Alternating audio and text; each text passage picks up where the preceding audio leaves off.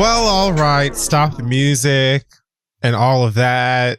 Welcome back to another episode of our show. I'm Raj O'Hare. And I am Jan Jackson. And this is The Read. Thank you for coming back. It is indeed. And this week on The Read, if my audio sounds very close and intimate, You did it again. whatever. I'm without my mic stand, and so I'm holding it this week. I feel very 90s Oprah. I feel very Ricky Lake. Okay. Honestly, you may find that has a positive effect, but Maybe. I think the people will love it. It's authentic. Okay. Well. Back into our regular stuff. This week, we're going to get in some Black excellence. And our Black excellence this week goes to Ashley M. Jones of Alabama. She's a teacher in Birmingham, and she is also now the first Black poet laureate for the state of Alabama ever. Wow. I feel like the only reason I know what that is because of a line in Golden Girls that I can't place right now. One of you guys will remind me. And okay. You know what? That's valid. She's a teacher at the Alabama School of Fine Arts. Miss Jones is. Oh, what am I supposed to do? She's also an author and founder of the Magic City Poetry Festival. Not that Magic City. Right. Stay focused. And during the Alabama's Writers Cooperative meeting recently, it was announced that she would be the next poet laureate for Alabama. And she's making history as the first Black person to hold the title in the state and the youngest person ever to hold the title. And so she'll be serving as ambassador for poetry for the whole state. She'll be touring. She has to make appearances at universities, libraries, schools, state institutions, read, write poetry, hold workshops, do all kinds of bomb-ass, sickening official stuff in the name of words and the pursuit of poetry. Amen. And learning and syntax and words. Yes, and overall bad bitchery. I'm so sorry that I laughed that way. It's just, Magic City Poetry Festival really conjured an image within me that I could not contain. But she already also has a poetry book called Magic City Gospel. So have fun with that as well. I'm going to try my hardest to not react to that while saying congratulations to this young person. And honestly, I truly I love that there have been more Black poet laureates who have been visible over the past few years that have kind of made poetry more palatable to other young people of color, specifically Black people. So I love this for Miss Jones. Congratulations. And the Magic City references, they just tickle me in a special way. But because we're niggers. I mean, and I'm so sorry, but also all the love to you. I adore reading. I think learning is so important. And so I support you fully. So happy for you, sister. Yay. Ew. This week in our pop culture segment that is called Come and Knock on My Hole. It's been perking for you. It's been perking for you. You can jizz on my hair, my fur, my hips. Please come in me, boo. Come in me, boo. Okay, so that's the name of the topic. Gen Z will be shocked. Yeah, it's the name of the song. I cannot with you. Shout out to Mrs. Roper and her caftans. Well, One Chance the Rapper may be beside himself with happiness, glee, and another word that means those things. Okay. Why would that be? Because he recently tweeted, I believe ATL is a movie that never truly got its flowers. It's probably the most quotable movie from my childhood. Chance has never watched BET. Are you kidding me? I was going to say, who didn't give ATL their flowers? that was supposed to give ATL its flowers. Who didn't? Deborah gave ATL flowers, seeds, baby, trees, vines, ad space. Absolutely received it all. Niggas know ATL very, very well. I'm confused by this statement. Maybe in Chicago, niggas didn't love it the way you thought they should. But right, first of all, I doubt it. But like, also other niggas, please. Like, this seems false, but okay. Well, following this tweet, I think it was just like not too long after this. Yes, because the director of an ATL sequel, Chris Robinson himself, you're tickled, posted a clip. Oh, I have to find this. ATL. Mr. Robot Director is his Instagram. It's still available. Oh, okay. Thank you. Via Instagram television. Okay, thank you. He posted a clip with a good portion of the cast from the original ATL walking side by side in slow motion while Georgia by Ray Charles plays in the background because ATL is in Georgia. But the nigga remix or actual Georgia? I think it's the real one. Yeah. Oh, okay. Sounds like Ray. That's nice. Actually, it may have been Jamie. Who knows? Because you never know. Niggas break it down randomly throughout this. So, but yeah. Okay. Yeah. Here we have Lauren London. We've got Clifford Harris. We've got Albert Daniels, Jackie Long, Jason Weaver. I believe this is Khadijah Hack. Is it Hawk? I think it's Hack. Hawk? I think this is the Khadijah twin. I have no idea. Who is the Khadijah twin? The Hack twins. Malika and Khadijah. Oh, Chloe's handmaidens. Are those their names? Yeah, Medija and Kalika. Medija. I can't call them anything else now. Like, that's their names from now I can't call them anything else. Medija and Kalika. So Medija's in the clip, but Kalika's not. Okay. So, all right. You know, it's literally, like I said, it's just them walking side by side very slowly. And then there's like a graphic that comes up that says ATL2 or some shit. And so the girl's like, oh my God. And then, I saw a post from Malika that she spilled some tea and said, I'm not in the trailer for ATL2 because it was shot 10 years ago. And she was doing some other show at the time. Oh, wow. Which makes sense because, I mean, black doesn't crack. So most of these people, I think, still look like this. But T.I. doesn't have bangs in this clip as he does currently. So, like, I was like, how old is this exactly? I didn't expect it to be 10 goddamn years old. Wow. This told me that the director was like, oh, the girls are talking about this sequel that I'm working on. Let me, drum up some hype. And so he posted this shit that they did ages and ages and ages ago. And so, I guess that's in an effort to get you all talking about ATL2, The Homecoming, as it's called. Guess. Didn't see Big Boy in it. Maybe. Did he die? I haven't watched ATL in a long time. You do always have to ask that question, but...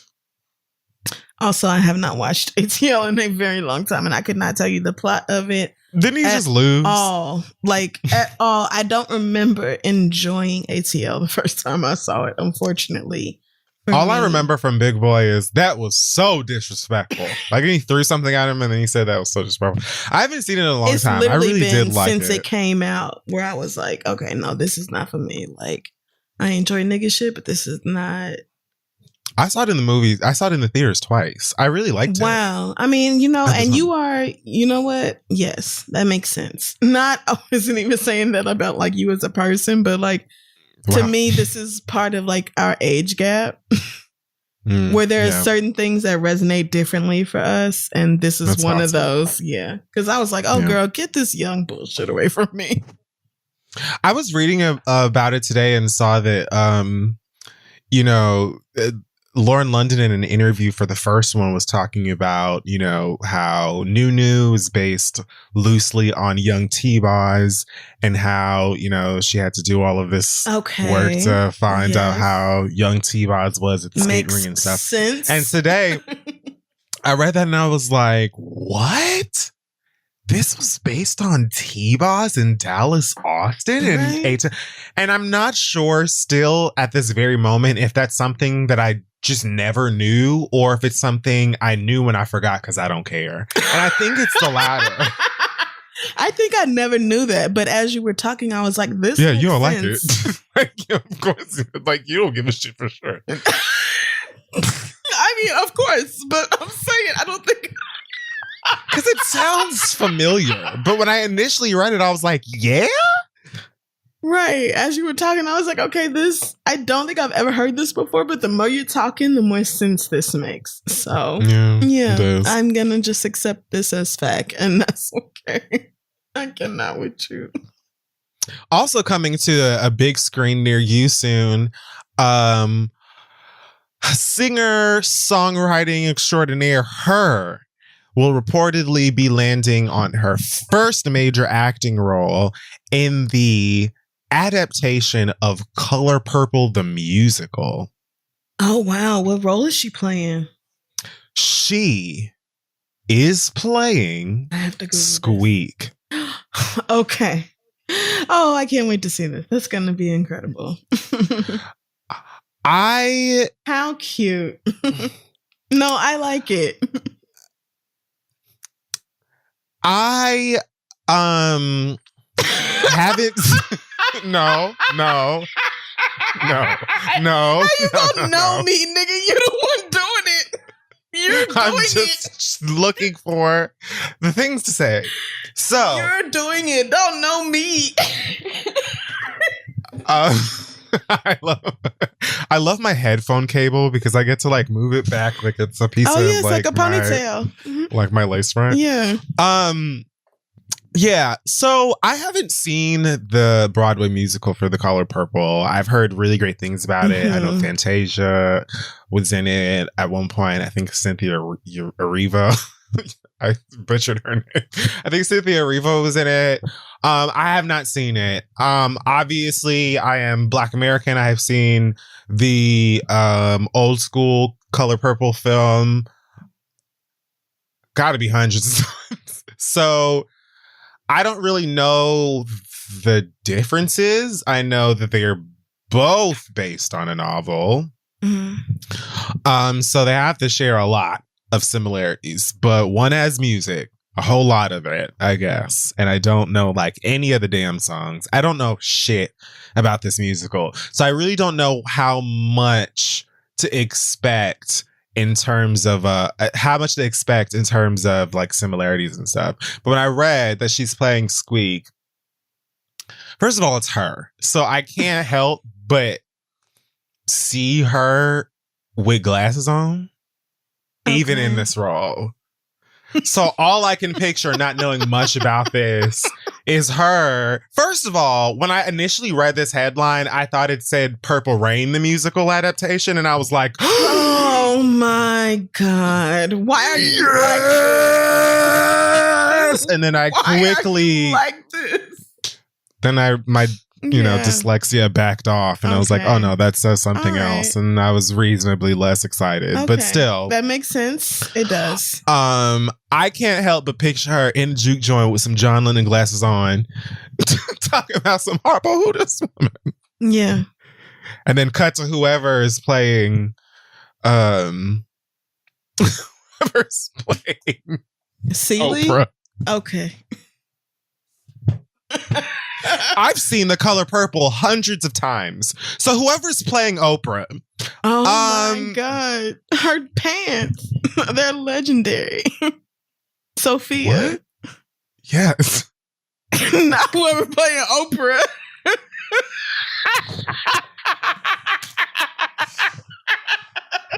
I remember the lines that I can't remember her fucking character. I cannot with you. I'm tired and I'm old and I'm gay. Give me a break. You got it. You got it. All I can picture is her with these glasses on, like, Harpo's Who Is This Woman? Yeah. And then hopefully, you know, we have like a solid Sophia, you know, and Amber Riley or something. And then you cut back to her and she's got like a ski mask on. You know, and she's like, please, you don't have to do this. Whatever you finna say, you don't have to say it, friend.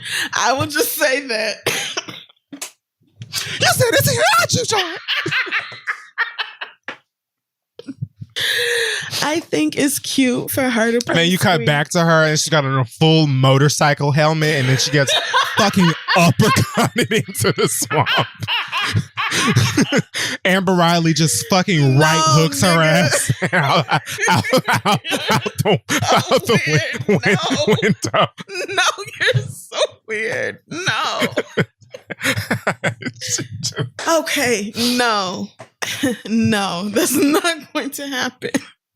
Why not? That's the movie. I think, as somebody who has seen the movie countless times, and then I also did see it on Broadway with Cynthia Erivo and Danielle Broadway? Brooks. Is that on Broadway, version of nigga? I saw it on Broadway with Miss Erivo and Miss Brooks, and I think Jennifer Hudson too. Oh, so, yes, Danielle. Yes, it was truly an incredible show. So, I'd love. Maybe she should reprise. But like, Squeak is. I mean, honestly, this role is perfect for her. It's not like so big where you're expected to carry most of the show, but it's a fun appearance. And does Squeak have a song? No, Squeak is not that important of a character, but it is a nice. But she's fixing to sing. What?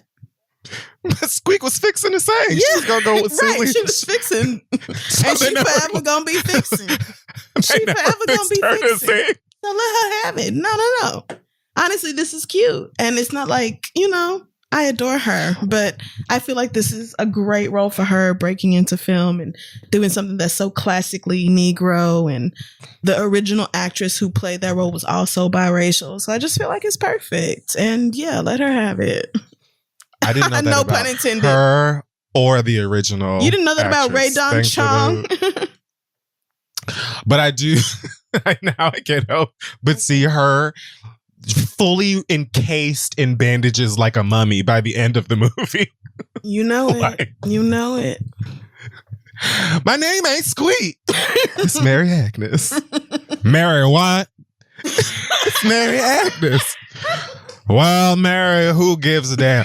Boy, you gonna sit up there and let this nappy-haired gal talk to you like that, sitting at the head of your own dinner table and you acting like a waiter.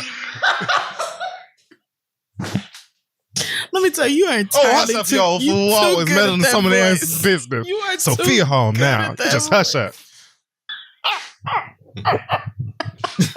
I'm gonna watch that movie tonight. So what I'm trying to say is I see this role for her, and I'm excited to see this movie so far. I think this is going to be really cute for her. Again, I don't know like the songs and stuff. I imagine a lot of the story is the same. And it just fit in like really big ballads and strong songs and, you know, in cute places. This is the movie version of the Broadway show, right? Yeah. Okay, so yeah, I really do want to see it, especially if they get the casting right. So directed by Blitz Bazawule, who is famous for working on Black is King and The Burial of Kojo. Amen. So should be good. I can't wait to watch it because I prefer my Broadway at AMC. Wow. I'm sorry. That's not. Wow, you really did that. You really did that. You really did that. Okay. Live shows make me nervous. It's okay. It's fine. Like live shows where people are quiet. When does that happen? You know, like plays, stand up. I go. Oh, yes. Places where the audience doesn't engage. Anxiety. Yes. Okay. Because it's like in moments, it's like they're right there. You know, if I go to the movie, you know, whosoever shot John's drunk ass in the second row is not going to disrupt her or throw her off her game because she's not there. Right. You know what I mean? Versus when you're at a live thing and anything happens, some fucking nerd pulls the fire alarm and then you have to watch, you know, Viola Davis and Denzel Washington try to keep up and act their faces off anyway, even though we're all uncomfortable and it's awkward. Well, that's why people have a certain level of respect for stage actors, because there's something about being live that is different. But see, that's the other thing. It's just Broadway has this like code of ethics, unspoken rule thing where you have to come in and the small fork goes on the left hand and the large fork. It's like, girl, just like, where's the popcorn in the nacho? Yes, because some of that is like very elitist and unnecessary and all this. I do think there's an argument about seeing shows live versus seeing them recorded, but I also think a lot of people can never go to Broadway. A lot of people will never make it to West End. Like, a lot of people will never have that opportunity. And so seeing it recorded with hella cameras and all that and all these different angles and put on some streaming service, that's better than people not having it at all. To me. Now, I know some of y'all may disagree for financial reasons. And I agree that it's not the same as seeing stuff in person. But, you know, a lot of people will never be able to see it in person for a lot of reasons. So why not expose them to it anyway when we can? When a show has gobs and gobs of money and they can spend it on what the fuck ever. Why not? What does Hela, the goddess of death, have to do with this? Who is that? You said Hela, Princess of Asgard. I was just wondering what she got to do with. I literally have no idea what you are talking about right now. If this is a video game thing, I have not played it. So, also coming to the small screen very soon, apparently, by way of a 10-episode order from our girls over at ABC, Judge Steve Harvey, working title. That's right. Stephen Hightower will be coming to... Not Mr. This is not Mr. Hightower at all. He will be coming to ABC in a series, according to Deadline, that says Harvey will take on a variety of conflicts and characters in his courtroom. What? From small claims to big disputes and everything in between. Harvey plays by his own rules. I mean, what other rules are there? He's not a fucking judge. Basing his courtroom on... on the rules of the law, bitch. Like, he's basing his courtroom on his own life experiences and some good old common sense. Yeah. So so this show can only get away with this because however Steve rules, the production company will pay for it and not the actual person who lost. I mean, I think that's how these shows work. Like, they're all fraudulent. They're probably all like, but I feel like the rest of them are actually judges, whereas this is just like the first time that they're many of them. Here's an entertainer, and we're just going to pretend like, yeah, these are real court cases. These are real problems people have, but please don't think that this was really, you know. They're not even really problems that people have anymore. But this is not like something that really came to conclusion in a real court of law. You know, from what I know about People's Court, Judge Judy and Maybelline and all them other niggas, they were at least really judges. Exactly. Whereas this is the first time where they're like, yeah, we're going to pretend that Steve Harvey can really do this legally, even though he obviously cannot. I don't think that they're even pretending that. I said the exact same thing when I read this. First I laughed, and then I got I mean, you do. I got a hanky to dry my tears, and then I was like, first of all, you know, this doesn't have much to do with me. Much like Steve Harvey's other ABC gig over on Family Feud, this is what I call a show for the fold and clothes crew. Amen. You know, like, when I was a kid, they know who they are.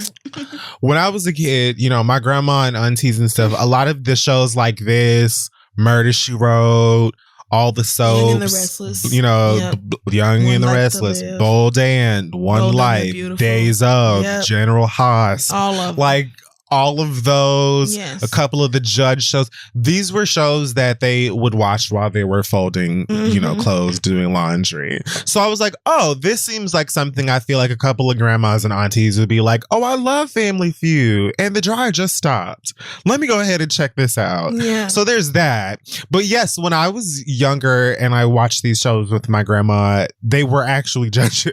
Like Judith Shine all or the whatever. way back to People's Court with Judge Wapner. Yes, even Joe Brown, I believe. Yeah, an actual judges. Judge. Exactly. That's my only thing where it's like, probably production has always paid the cost. That's the only reason people will do this. That makes sense. But this is the first time that regular everyday people will maybe think about it in that way. Like, I don't even know if they actually get. But I think people will hear this and think, what? Steve Harvey's not a judge. And then they'll Google it and they'll be like, oh, the show pays for it. None of this is real. None of this has ever been real. Like, I feel like some people will have that moment.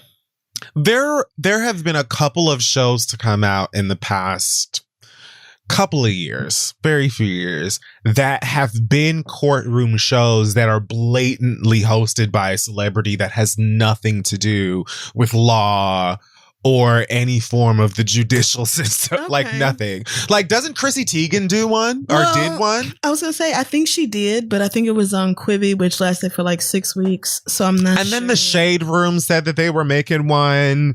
And then there's some like other one. I don't know. Well, like this. You know, I don't follow the Shade Room. There are a couple of these shows now where it's just like, oh, you know, me and my roommate are in here because she blew out my iPhone charger and refuses to buy me another one for the electric bill. It's always something like that, right? So I don't even know that anyone gets paid out. I think it's just a way to go on TV and be right.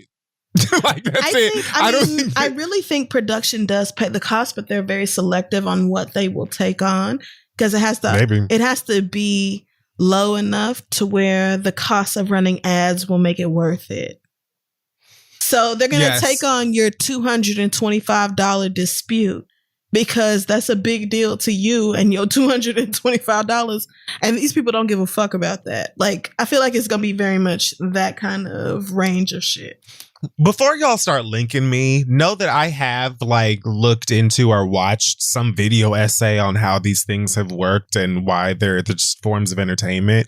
And it's likely just another thing I've forgotten and don't care about because who cares?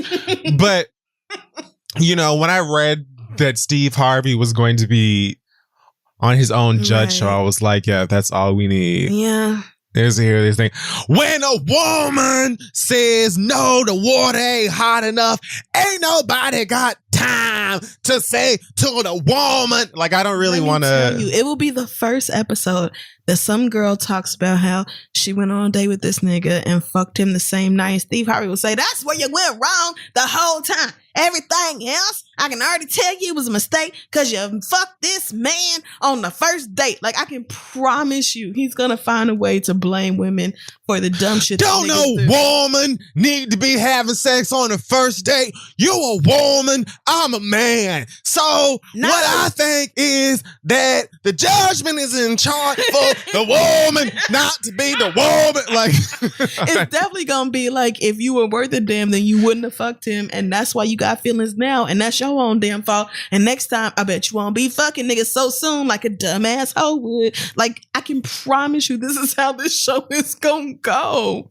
Like, it's so obvious. This is completely Steve Harvey's alley. So, but you know, niggas are probably gonna watch it, and niggas are probably gonna love it. So, all right. Maybe in between all of the times that niggas are making up rumors about which celebrity is getting back with which one. In the past week, we've got rumors that one Saweetie, in between her McNuggets, found time to reconcile with her ex-boyfriend Quavo, 1/3 of the Migos clan. I feel like holding this microphone has turned me into like a news reporter. Yeah, like I feel like I have Lifestyles of the Rich and Famous. I'm actually I really like it. Okay. So, like, they said that Saweetie and Quavo were both in New York at the same time, and Quavo wants that old thing back, and so I guess he sent a text, and she was like, ugh, whatever, okay, I guess. And then, I don't know, they went to Nobu or whatever. I really barely read it. But okay. Either way, I just realized that Sweetie's name on Twitter is Big Mac Mama. It makes sense to me. She's hilarious. It makes sense to me. Big Mac. Of course she did that. Like, why is that tickling she's me? fun. Have you seen Paris Hilton's cooking show on Netflix? Girl, get me out of Dodge. Where they asked production what a blender is?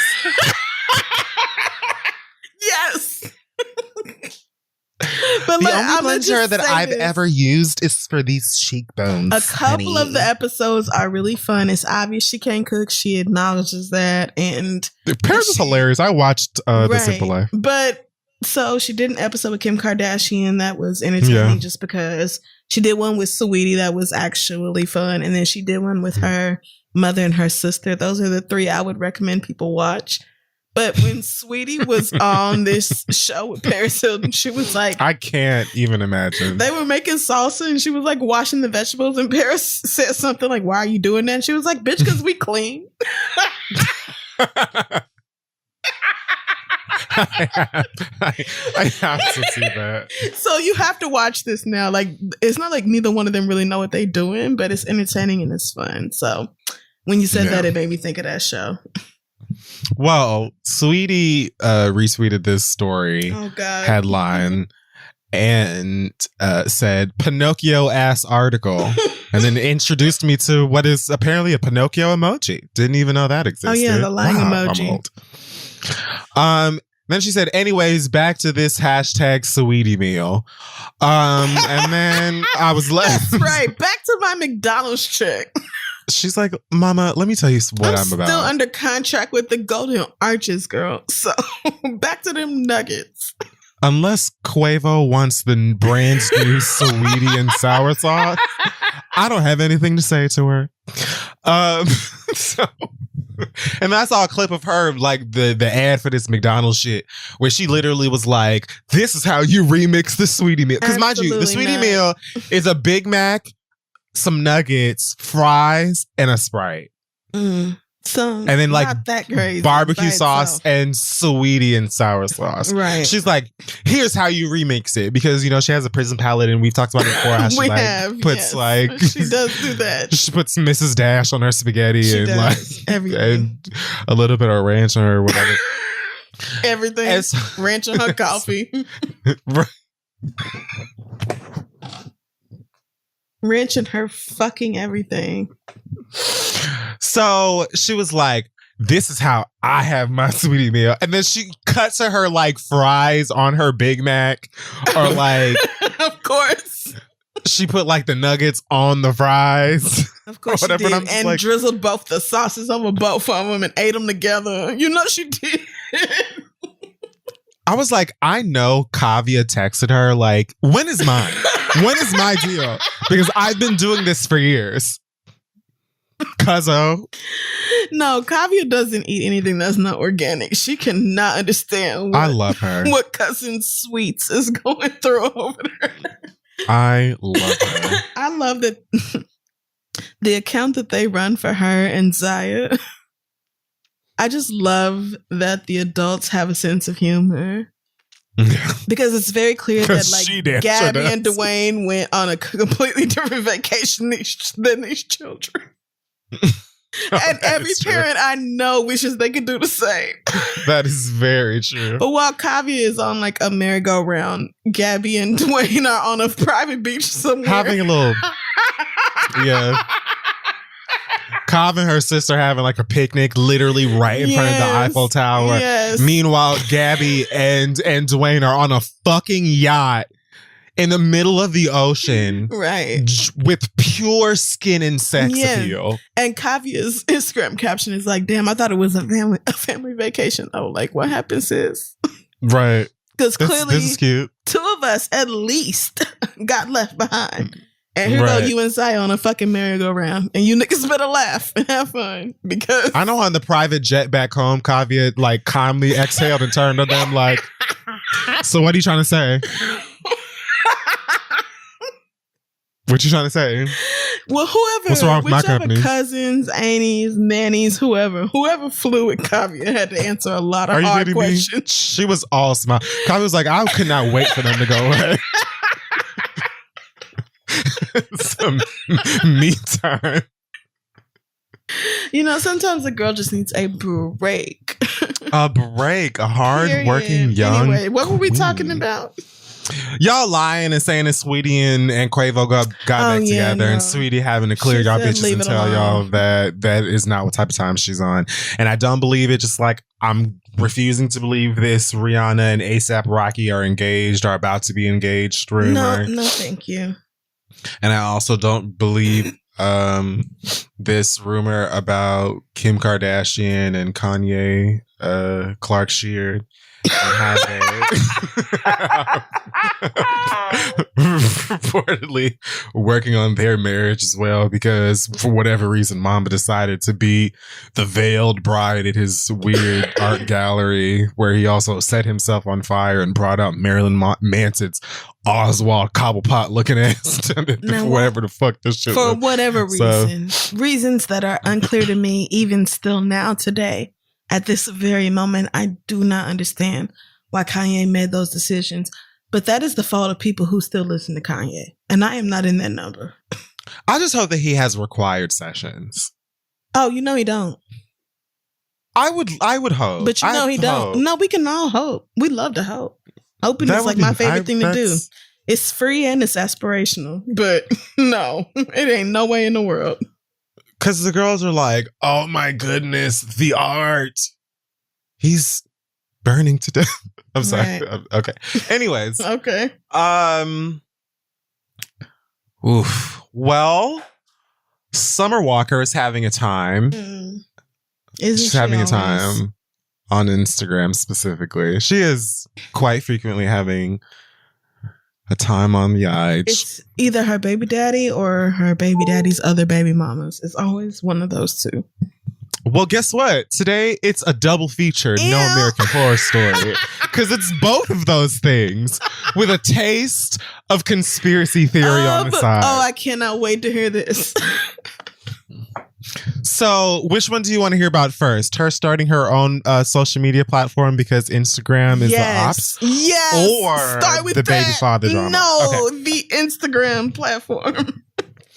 So, first, via Galactahor, Summer accused this app being IG, of basically taking part in the quote-unquote pandemic agenda after she posted a video, I believe from TikTok, I forgot she was one of those captioned the 8 best doctors, for a healthy lifestyle and stuff like that. Yeah, I'm sure. And so then she screenshotted a message that was sent to her from this app that says your content has been removed. We removed your content because a third party reported that it infringes their intellectual property rights. And so she captioned it, I'm done with this app. And really this whole pandemic agenda, it goes against guidelines to say sleep, water, vegetables, exercise, sun, meditation, fasting, and yoga is extremely beneficial to your health, but an experimental jab is completely fine to recommend. It's about to get real bad when it comes to us having basic rights. I've been trying to warn everyone for so long, but no cares. God. No one ever listens to me because I see shit before others can, but this isn't good and I'll leave it. Girl, she then nobody is stopping you from doing those things. Like, you can still just do those things. Nobody's saying that you can't. She later wrote, I'm about to look into creating an app similar because this IG shit is going to hell. Oh, girl. What? So, Summer, Jesus. Summer, like... You're being trolled. Like, there's a very good chance that you're just being trolled because you're kind of like, people kind of just associate you with conspiracy theory, unhealthy shit when it comes to health and wellness. So it's very likely that anytime you post anything that has to do with health, someone is going to be like, Instagram, come get this. Yeah. And so that's probably what happened. Of who you are. Absolutely.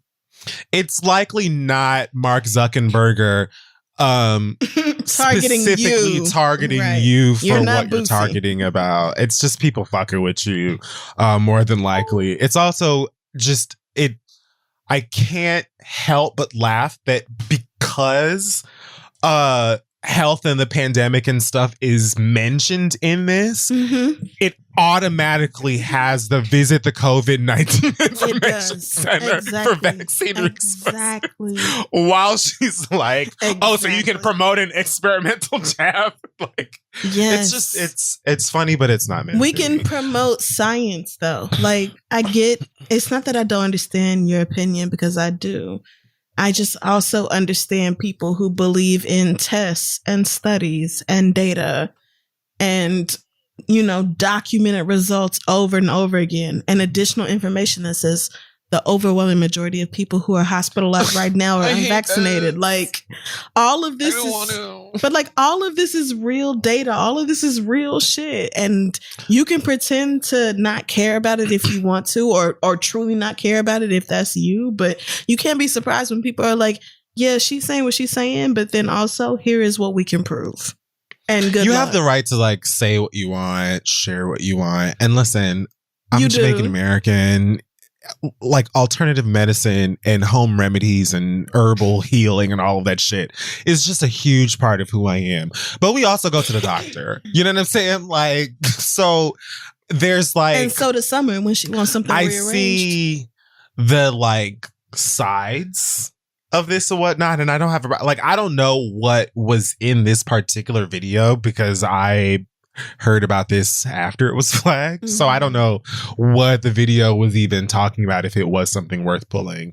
But as I've said before, I feel like everyone is entitled to whatever their opinion is or whatever they want to put in their body or not to put in their body or whatnot. I get concerned when it's like, let me stand on a soapbox with the largest megaphone and be like, hey guys, the streets are lying to you. And if you get that shot, you're actually like an adrenochrome sucking vampire pedophile and you're a part of the problem.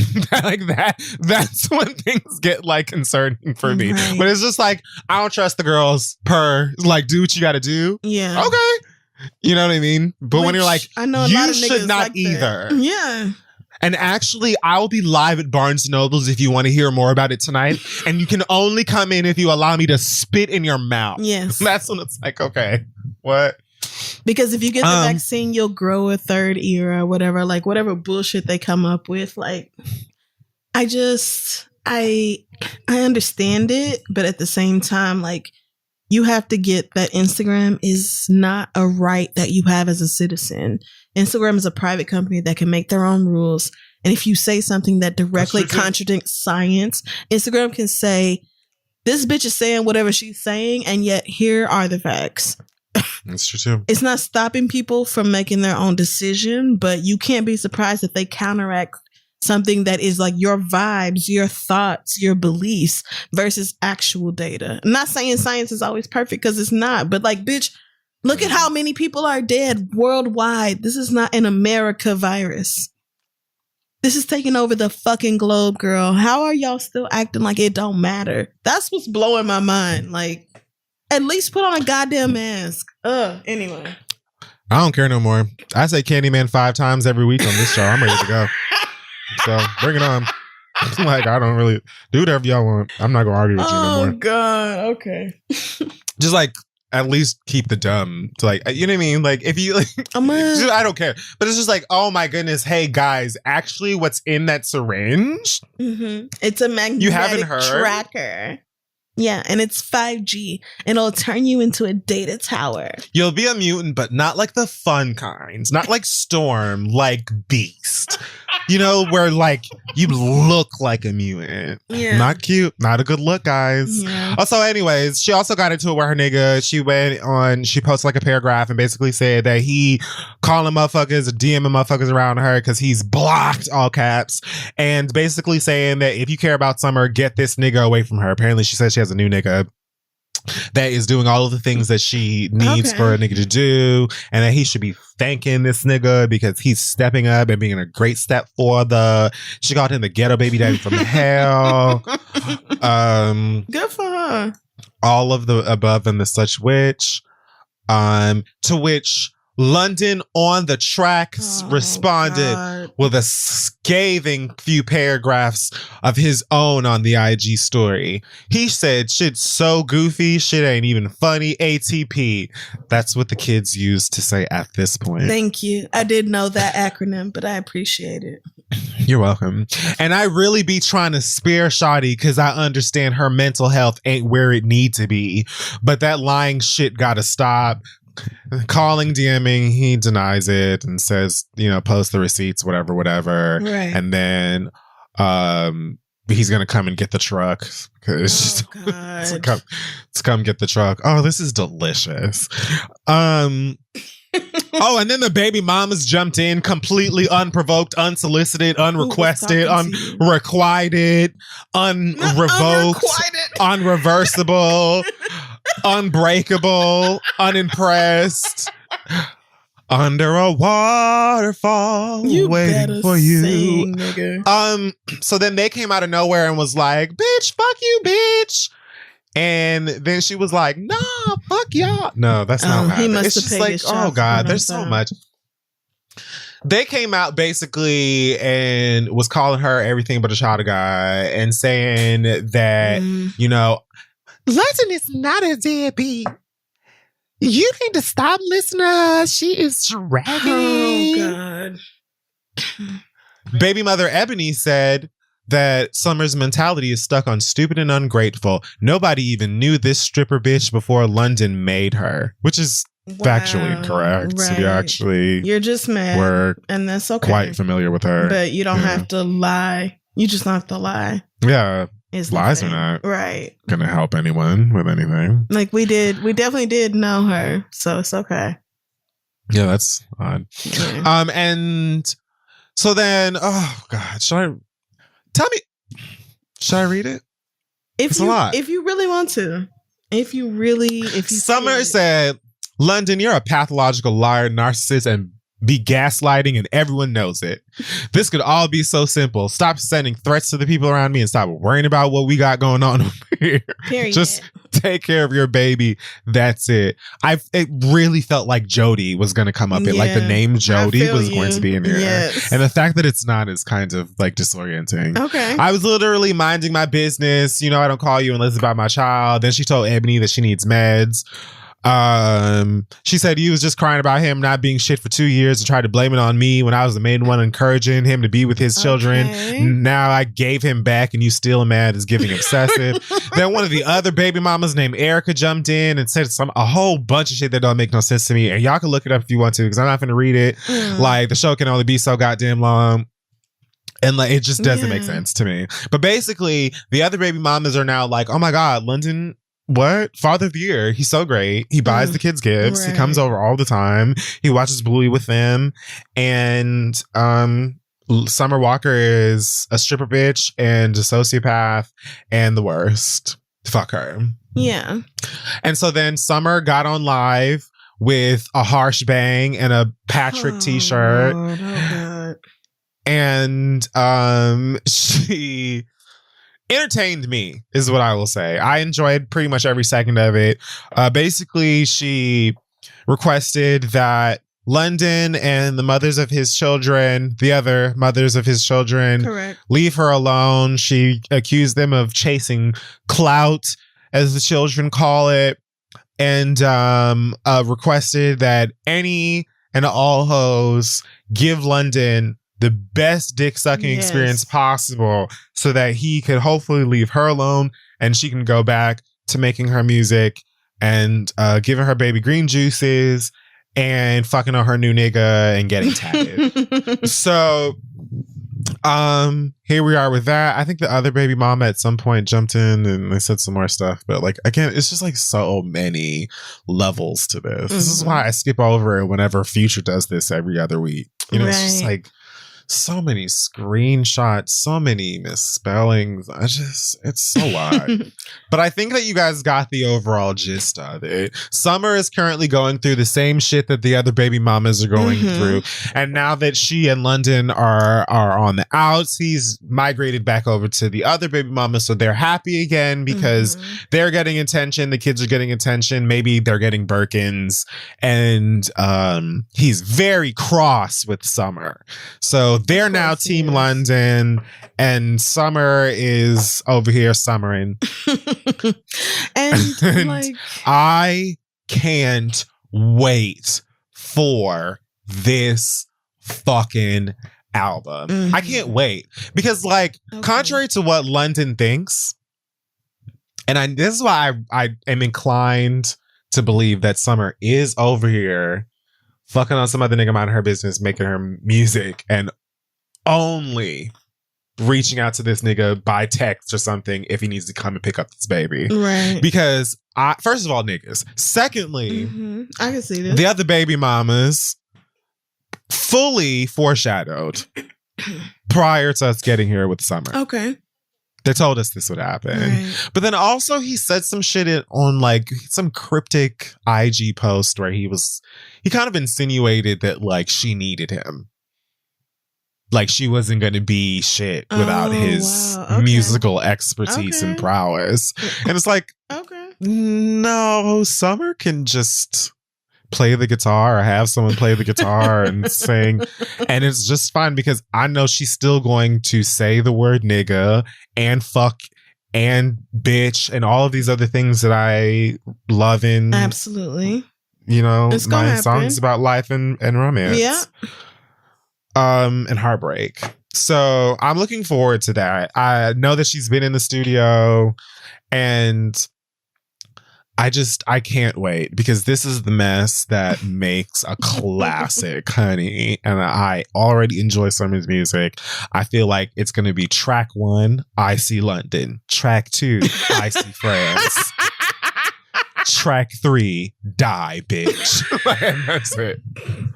It's an EP. I don't know that I'm similarly as excited for the music because I only kind of like Summer Walker's music. I acknowledge that she's talented, but a lot of the songs really have to grow on me more than they should. But I feel for her in the same way I felt for my friends who became baby mamas around the same age because they fell for a nigga's lies. You know, like I've been here before. And so I feel for you the same way I used to feel for my homegirls who went through the same shit you're going through right now. Where you just wish this nigga would leave you alone because you finally feeling something that's kind of like happy. And here go him and his bullshit to come bother you while you just trying to live your regular everyday life. I feel that. And you got to really pay attention to the patterns, or as some of my friends in high school would say, the patterns. Okay. Because it's like look at Sierra. If there's one thing, a nigga who feels like he is the reason for every smile you've ever had. If there's one thing that nigga is super allergic to, is you smiling without his motherfucking ass. That's right. Which is why I be trying to tell y'all niggas, don't wait. Don't wait until it's over with that nigga to remind him that you don't need his motherfucking ass. And if you do, act, bitch. Pretend. Oh my God. You love telling the girls to cheat. Not cheat. I'm not saying cheat on him. I'm saying remind him that I don't fucking need you. And if you do, bitch, pretend. Like, not if you do. Like, y'all be having too many words for this nigga when you could really just be like, oh, bet. Put on your freaking dress and go the fuck out. Yeah. Like, what is the problem? I'm not saying cheat. I'm saying stop sitting at home with your fucking moo-moo on, bitch, and waiting for this. Niggas too. Bottoms, tops. I'm talking to all of you motherfuckers. And these, everybody. So I wait for this motherfucker to come on, and you're motherfucking, you're bonding your moo-moo on and shit like that, and waiting for it to officially be over to spice up and put on your bronzer. Go out tonight. Right. That nigga ain't answering, he ain't picking up. Go out tonight. Don't call back tomorrow. I really have to remind myself to have this grace for Summer Walker because she has said so many things that don't make sense. And a lot of things. And she has been completely willing to get her ass redone and her face redone and trusting science fully throughout that process and the recovery, and yet having this issue with vaccines. And when you said months ago that people were talking about her baby because she was giving that nigga rainwater and organic honey or whatever, I was like, this is wrong, you know, like very young children need breast milk or formula. This, you know, you trying to give this baby blended fucking chia seeds and arugula and shit. Like, this is not necessary. And all this shit coming out now, it's like, on the one hand, I'm really like, oh my God, Summer Walker, what the fuck are you doing? And then on the other, it's like, I remember not being this girl, but being the best friend of this girl and seeing the shit that she went through every fucking day. So I'm like really trying to have a level of empathy that I probably would not have had before. But you're really going to have to make some real decisions about you, your baby, your health, what you believe in. Like, all that has to become like super crystal clear for you, or else you're going to repeat this same pattern for God knows how long. Yeah, I don't really care. I'm just like, you know, okay, nigga. All right. I tried.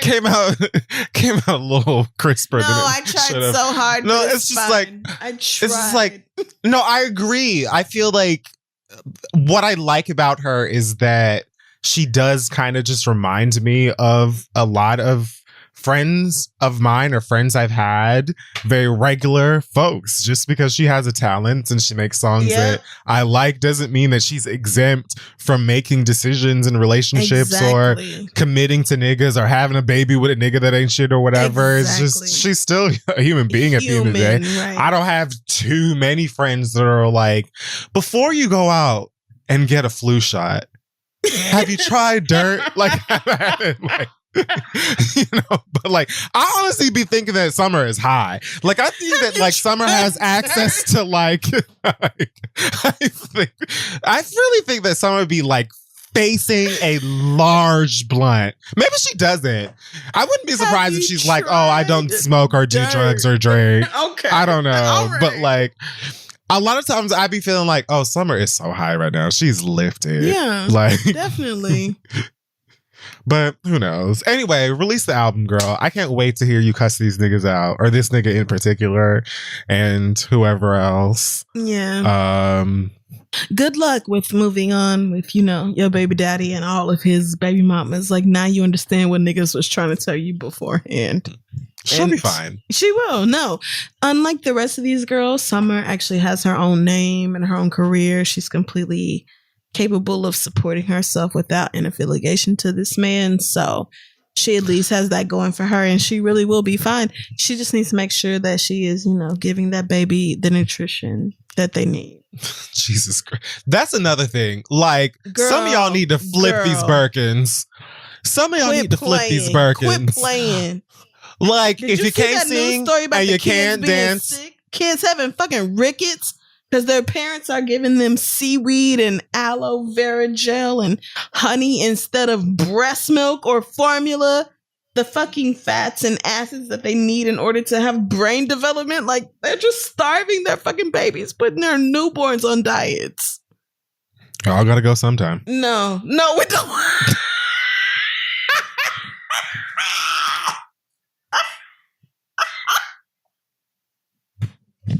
No, the fuck you did not. Okay, so that's it. We're done.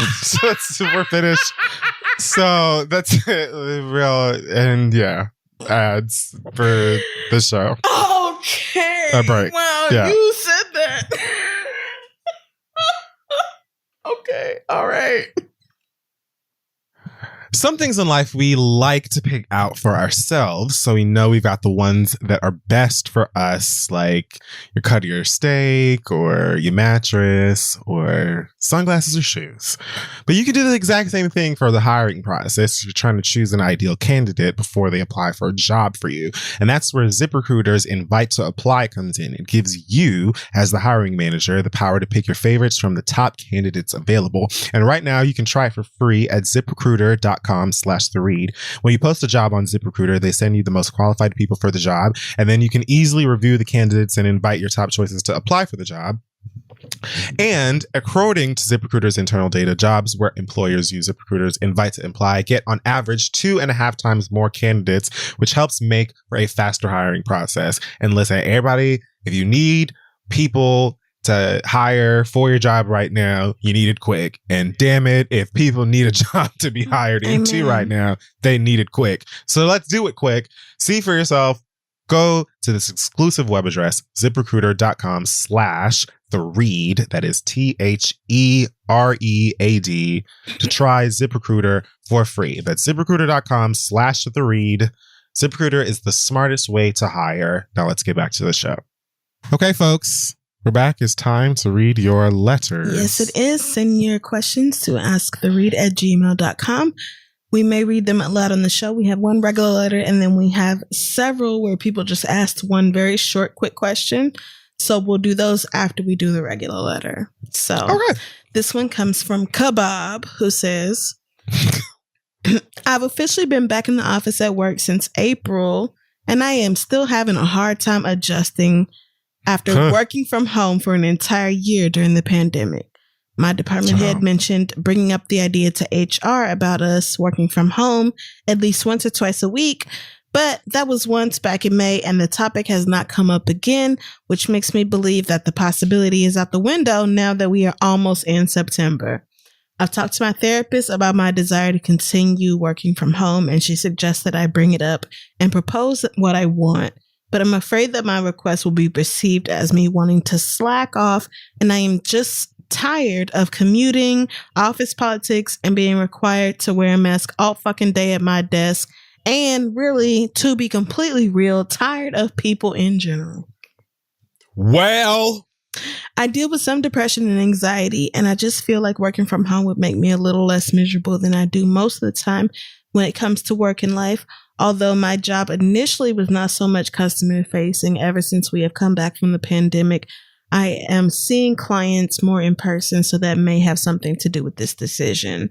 Should I pursue a permanent or at least part-time remote position, or do y'all think I should suck it up and figure out a way to deal with the things that annoy me and try to make them not annoy me? Are my reasons for wanting to work from home petty and small?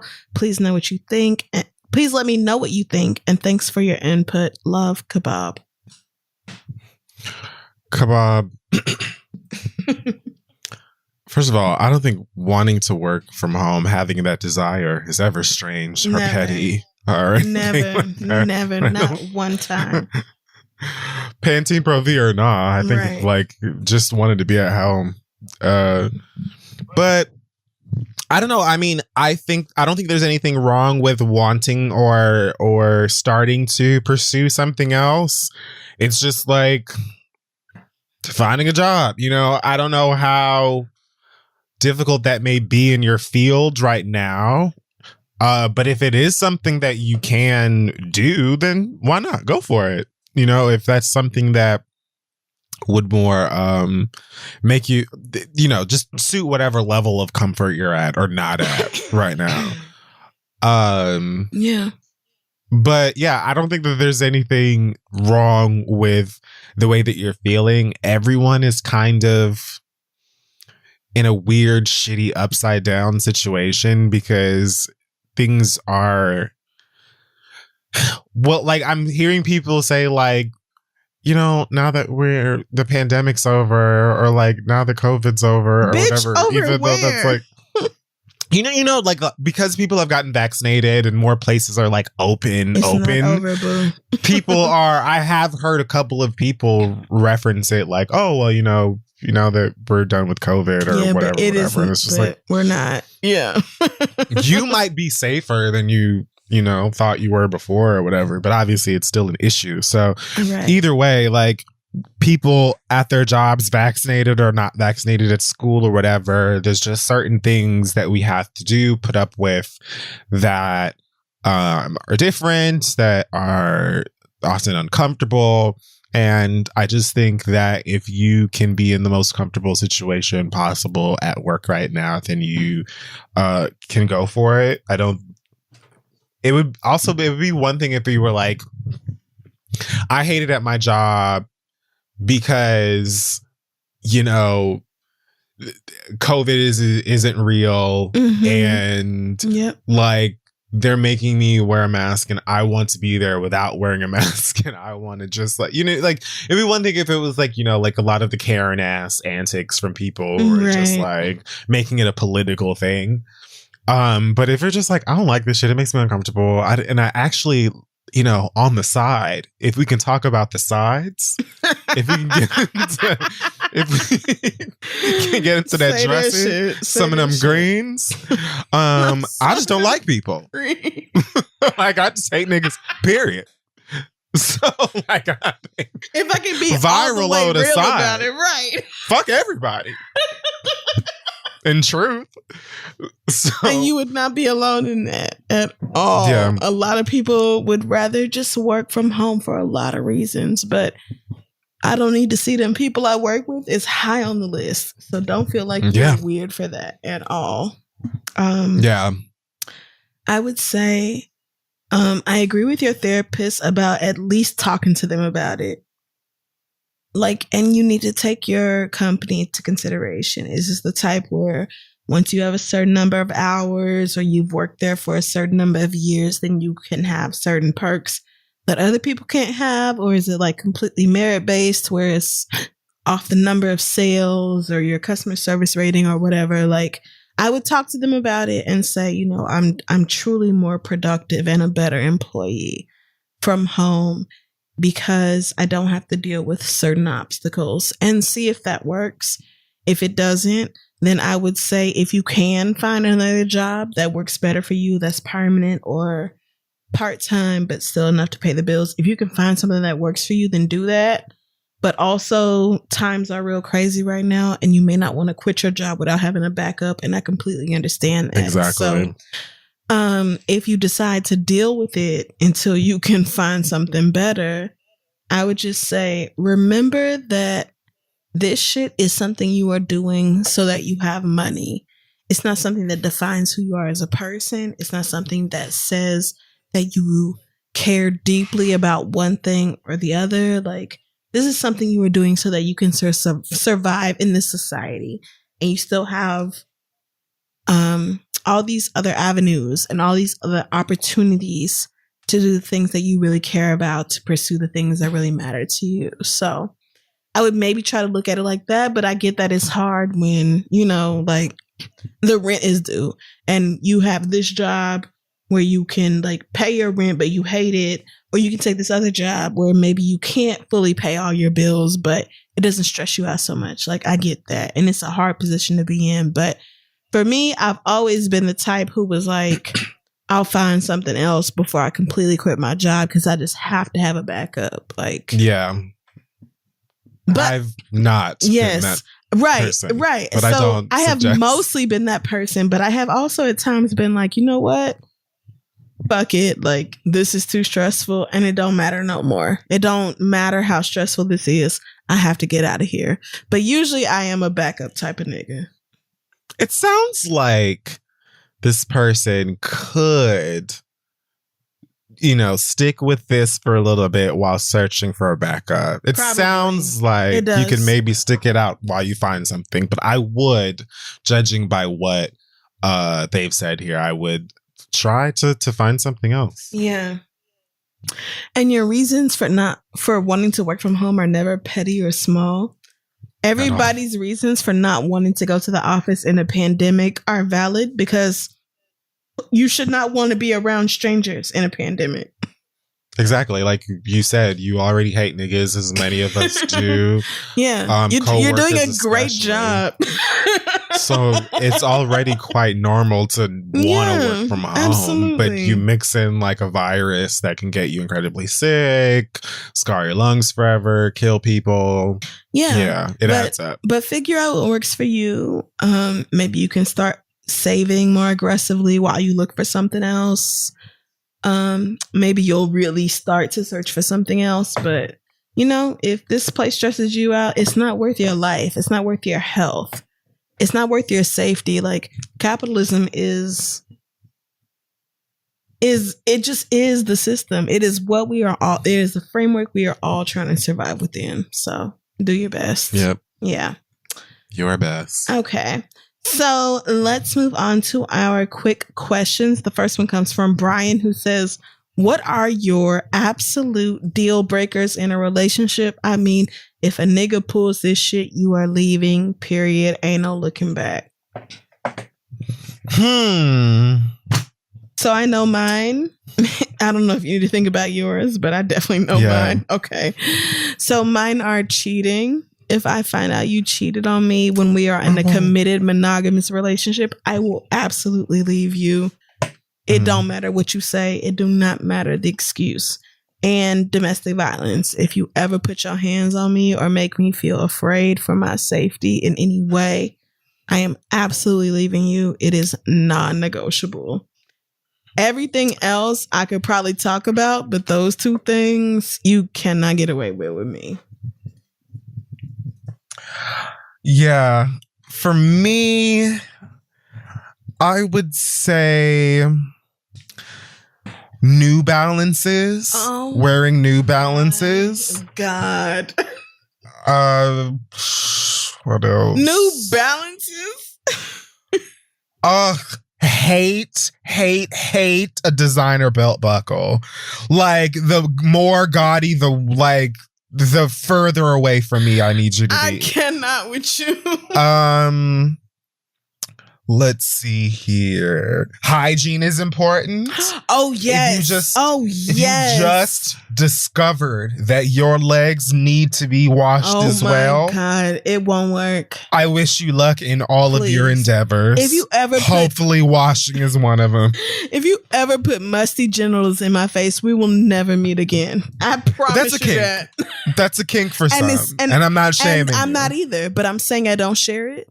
And therefore, you need to wash that before you can put it in my face. Amen. And I feel like there's a time and a place even for that. Because the girls could be like, oh, you just got home from the gym. That's y'all's business. And it's giving a little right. If y'all like that, and so you go for it. I'm talking and about then shower. me. I'm talking about me, girl. It needs like, to be do you fresh. get your rocks and then you wash? No, yes. You need to. Because I feel like there has to be a wash. When you're done with your workout, CrossFit or whatever you did at Equinox or whatever, you need to go wash that off before you come put it in my face. The other girls might like a little tang. See, then like, the other girls might like a little tartness, a little sharpness. Is it Funky Kong or Funky Dong? Like that. They can like it's women out here eating niggas' asses. Y'all can like whatever you like. Smell and taste. I'm not here to judge, your tongues and the way they're arranged. I'm just saying, not at all. You need to rinse that off before you bring it to me. And that's all there is. I'm saying, yes. And listen, there's like... I hate this podcast. There's look at you. There's like that must, like that rank, and then there's like why are we and there's the scent of hard work. You ever have a nigga come in from like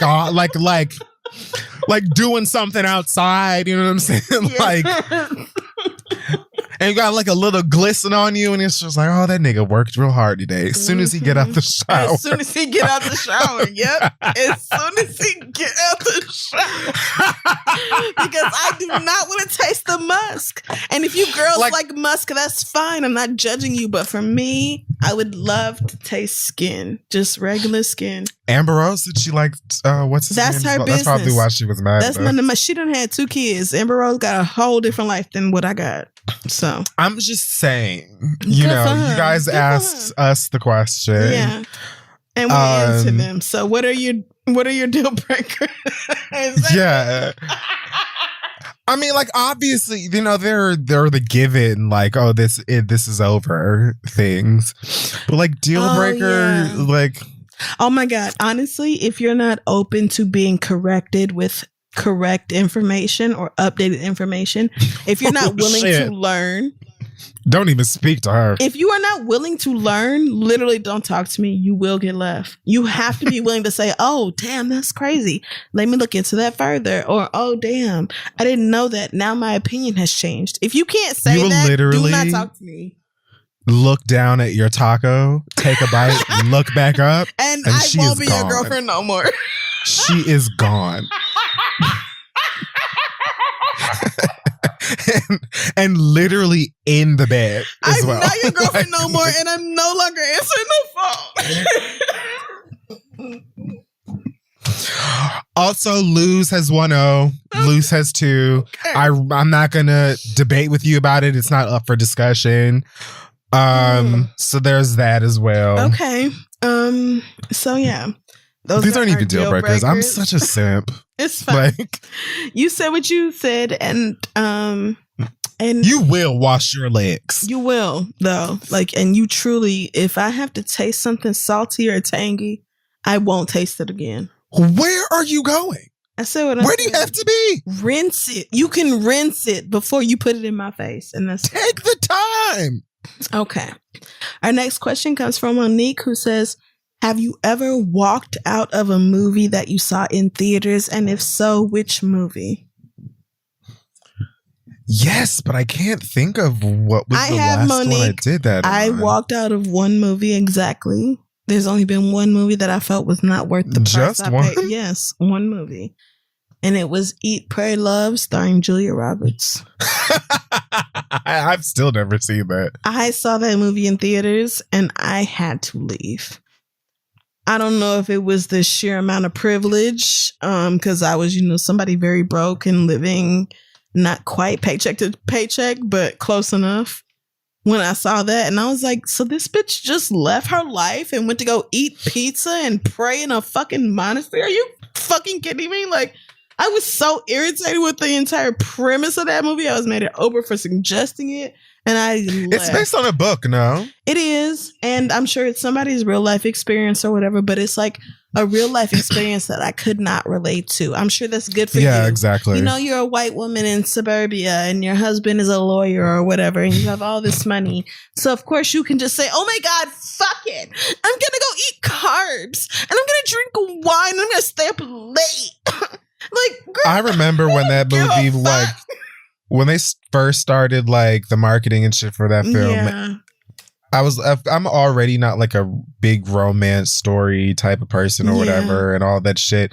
But I was like, the last thing that I want to do is watch this white woman or any other white woman for that matter say, fuck my difficult life and go and like pick out fruit in markets in Bangladesh and randomly because like, oh my God, white American life is so difficult. Let me go over to some random ass country with a bunch of brown people because I'm sure it's lit there and they'll welcome me with open arms. It was just like, when I saw the trailer for that, I was like, oh, this has nothing to do with me. Yeah. Like, I just make fun of the name because I find it funny. But I went and saw it anyway and I regretted it. So there is that. Well, what are you supposed to do, Oprah? I mean, right. She told you to. And when you look at her overall success rating, it balances out Eat, Pray, Love. Yep. But Eat, Pray, Love really does. Did not work for me at the age I was when I saw it in theaters, and I'll say that. I can't think of a movie that I've walked out of. I feel like most of the time, I feel like most of my life, if it has been able to get me up to go out of my home and into a theater with other people and watch it, I have had to like really, I'm either certain I'm gonna enjoy it, or it's like I'm certain that I will stick through and be like, I hated this, but not enough for like I have to leave. Right. I know I've done it. I just can't think of what it was, like what the last one was, because most of the time, if I see that trailer and I'm like, I don't know about this, bruh, I'm not going. Right. Which is another part of what I love about the fucking pandemic is it's like, you can girl, the amount of movies that I can literally just sit the fuck down and watch. Yes, man. Like, honestly, the Suicide Squad was like the first one that I was like, I might go and watch this in the theater because I'm actually pretty pumped to see this. And not only did I say fuck it to that idea, I'm super glad I didn't go to the theater to watch it. I didn't even hate it, but I was just like, girl, I did not need to leave the house to see this movie at all. Okay. So I can't really think of a movie that I've left, but I feel like I've done it before since I've lived here, but it wasn't because of the movie, it was because of the people I saw. People in the theater. That makes sense. Like, I'd rather wait for this shit to come out of home video and watch it in peace. Right. So, our last question comes from Tasha, who says, if you can remember, what was the best birthday that you ever had? And please tell us why. So, Tasha, I can just tell you, since I read this several hours ago, that my best birthday party, first of all, the first runner-up is when I turned 10. I had a skating party. It was lit. Niggas came, niggas skated. I had great presents. I got everything I wanted. I got the doll that I thought I wasn't gonna get, and I accidentally saw it before my party, so it was extra lit. My grandma was still making all my birthday cakes then, and I still remember everything about it, and I have all these very warm memories associated with that. But my absolute favorite birthday was probably the one when I turned like 12, and I was allowed to have all my closest friends from church, of course, spend the night, not from school, where heathens go. And all my church friends came over, and not only did we get to order pizza and my mama did not have to cook, but we got to watch movies all night and we got to stay up as late as we wanted to, nigga. And this was like, you could not tell us that we were not grown ass bad bitches at this point. And I just had such an amazing fun night with my friends. When I look back at the pictures from that night, I'm still like, oh my God, like, I remember this being so huge for me. So, not that I haven't had good birthdays as an adult, because I have, but I just feel like it's something about being that age, like a young person, that just hits different than like turning 30 does. You know, it's just different. Yeah. Because turning 30 is like my niggas surprised me with some free drinks at the club, and we all hung out and everybody got drunk and, you know, smoked some weed, and it was fun. If it was good. But like the first time that I had several friends spend the night and my mama didn't cook, because my mama cooked every night of my life. So the fact that she like ordered out and we got pizza, nigga, and everybody got to stay up late, it was just like, oh my God, it was so many life changes at one point. So I would say that was my my favorite birthday. Yeah, most of my birthdays that I recall were butt. I think that I agree. I have to like reach down into the depths of my psyche and pull something out from my childhood. Not your psyche.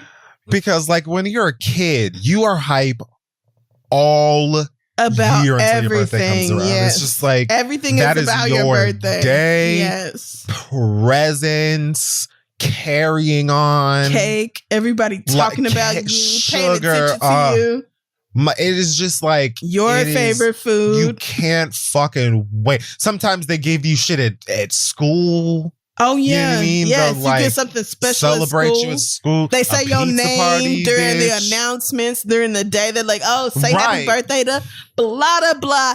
It's her birthday, and everybody comes and says happy birthday to you all day long. And your friends decorate your locker, and everybody says what's up to you on MySpace or Instagram, whatever the kids are on now. Like, yeah, now we're outside of. Yeah, obviously Instagram wasn't around when I was in high school, but like, you know, it's a special day for you. So I get when you're older, it's just like, Oh, this again. Oh, okay, bitch. Where we meeting at? Okay, for where? For brunch? I'm sure it's for brunch. All right, I'm gonna bring $50. I'm gonna be ready to Venmo somebody. Yeah, I just maybe like last week I realized I'm just a couple months out for my birthday again, and I ran to the middle of the street like Jennifer Love Hewitt, and I screamed at the sky, "What are you waiting for? Oh my God! Come and get me!" At death. Like, please. Maybe Final Destination. And you are fine the entire time. Completely fine. I think that, let's see. I loved when I was a kid and we would have my birthday at Discovery Zone.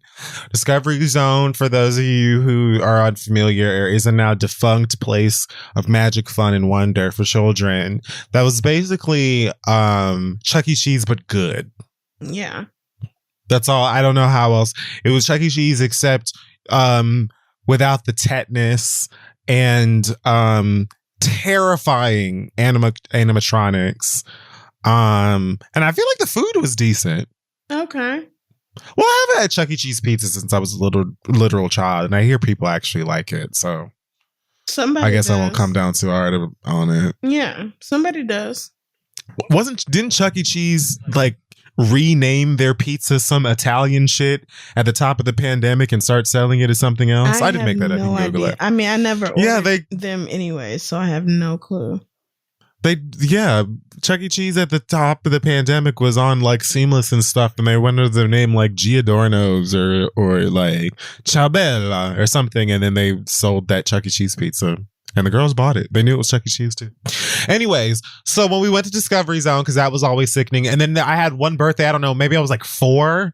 And I was living in the Bahamas at the time. And they had this big party that actually wasn't my party, but it was like a party for some grown up that had a birthday around my birthday.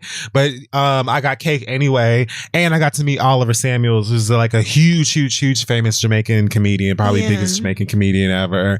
And I still have a picture probably somewhere of baby me and Oliver when I was a kid. Yeah. So that's nice. And I love that for you, It's those small details that like really make the difference for us. So that was very condescending. I mean, I didn't mean like, oh my God, it's so small. Patronizing. Like, okay, patronizing. You know what? I was trying so hard to be relatable and I still fucked up. I feel disrespected. Okay. And that is honestly a Virgo trait. So so I apologize because I'm a Virgo and I tried to make that loving and it still came out wrong. So my bad. Crystal will listen to you speak for 45 minutes about something completely impassioned and wait. And she'll wait, which is the good part. Like, she will wait for you to finish. And then she's just like, it is lovely that that happened to you. No, and that it makes you feel nice when you think about it. You know what? I'm not even finna try. All right, so then we're done. That's literally. I'm not even finna try to fix it, but like, my heart and I love you, friend. Wow, that just made it worse. Okay, so we're done. Okay. You know what? Fuck it. That wraps up the questions for this week. Next week, we will cover questions regarding Kid Fury's suggestion for our first topic. Do you remember what this was? I don't. It was high school. So. Oh, shit. That's right. Oh, God. Those of you who are in high school, if you have beef going on with your friends right now that started in high school, whatever it is, if the question pertains to high school, please send it to us for next week's episode. asktheread@gmail.com. It could be like if you had your own magic high school, what would it be called and who would be the headmaster? Just get creative with it. Yes. Have fun with it. Again, asktheread@gmail.com. We're going to take another quick break and we will be right back. Hey y'all, so maybe you started your own online store selling products that people want and orders are coming in fast. And now comes the hard part, which is shipping those orders out. ShipStation makes it easy to import, manage, and ship your orders out fast for a lot less money. Of course, we use it for shoptheread.com. You can import orders from any sales channel and automate just about any shipping task, no matter where you're selling. That could be Etsy, Amazon, your own site. ShipStation funnels all your orders into one simple interface that you can manage from anywhere, even on your phone. And ShipStation works with all the major carriers, including USPS, FedEx, and UPS, With ShipStation, small businesses can now access the same rates usually reserved for Fortune 500 companies without the contracts or the commitments. It's no wonder that ShipStation is the number one shipping software for e-commerce sellers all over the place. Again, like I said, Alex uses it for us, for our merch at shoptheread.com. And it's just incredibly easy to use, to manage your orders, to get things out on time. So if you want to ship more in less time, just use our offer code READ to get a 60-day free trial. That's 2 months free of no hassle, stress-free shipping. Just go to ShipStation.com, click the mic at the top of the page and type in READ. That's ShipStation.com, enter code READ. Make ship happen with us in ShipStation. Now let's move on. Policy Genius can't help you refresh your cool weather wardrobe for autumn, but they can help you shop for another kind of coverage, and that is life insurance. Policy Genius makes it easy to compare quotes from over a dozen top insurers all in one place. You could save 50% or more on life insurance by comparing quotes with Policy Genius. Lord knows you could use it now more than ever. You could save $1,300 or more per year on life insurance by using Policy Genius. To compare policies, just head to policygenius.com, and in minutes you can work out how much life insurance coverage you need and compare personalized quotes to find your best price. When you're ready to apply, the Policy Genius team will handle the paperwork and scheduling for free. Plus, they don't add any extra fees on. Eligible applicants can get covered in as little as a week thanks to an award-winning policy option that swaps the standard medical exam requirement for a simple phone call. The exclusive policy was recently rated #1 by Forbes Advisor, which is fancy. So head to policygenius.com to get started right now. Policy Genius, when it comes to insurance, it's nice to get it right. So get it right, and let's finish the show. Okay, folks, it's time to finish up things here with the read. Amen. Yes, it is. Would you like me to go first? Go ahead. Okay. I just have a few very quick things to say. First of all, for those of you who are mad at Lizzo because she gave out her list of, like, I don't know if you saw this, but she was giving basically all these superlatives. So and she mentioned that the king of pop is Michael Jackson. The queen of pop is, of course, Janet Jackson. Janet Jackson, yes. A lot of stans were upset, but notably Madonna stans, who had the least reason to be upset, were upset. Yeah. And so what I would just like to say very quickly is that I get that this is your girl. Through surgery or whatever, she has somehow maintained some semblance of relevancy for you, and I'm glad that you feel that. However, when it comes to the absolute numbers of it all, Janet Jackson simply has it. When it comes to people not faking or taking, Janet Jackson simply has it. And while you can enjoy Madonna for what she has, let's not pretend that she's an originator of anything. Okay? Let's just do that. Like, I get that you're in your feelings or whatever, but Janet Jackson has signed the largest recording deal ever, I believe twice. So please mind your business. She is who she is. And you can just leave the rest of that alone. Like, please, you setting your girl up for failure right now. Nobody needs to hear this. It is completely unnecessary and unwarranted. Thank you. When I read about this, I was just like, God, I hope that lady don't say nothing. Madonna. And she needs to not, honestly, because she was just don't say anything. Because the stands brought her up in comparison to Janet Demita Jo. She should simply stay out of it because just everybody knows. Nothing. If not for the Justin Timberlake controversy, this would not even be an argument. This would not even be an argument. And that is the sole reason that y'all are even trying it. So leave me alone. I mean, I know that Queen of Pop is like a mantle or whatever. It's subjective. Like, there's no factual answer to this. But don't talk to me about Madonna, girl, next to Janet fucking Jackson. I mean, I know that it's a name that has been given to Madonna many, many times over her career or whatnot, which is why I guess so many of her stans were upset. But when I read this, I was just like, I don't care. If you're a Madonna stan, like, on average, you have to be at an age where you understand that there isn't a monarchy in the music industry. Like, none of this, it's just... Right. None of them are kings or queens. They're just really iconic. Right. And if you're Madonna, you're probably very grateful for the amount of money you've made and the amount of success you've had. Well, I wouldn't say that. I mean, I would. You should. You fucking should be grateful. Yes, should be. You absolutely. Should. That I agree with. But that's why I said I hope Mama don't say nothing.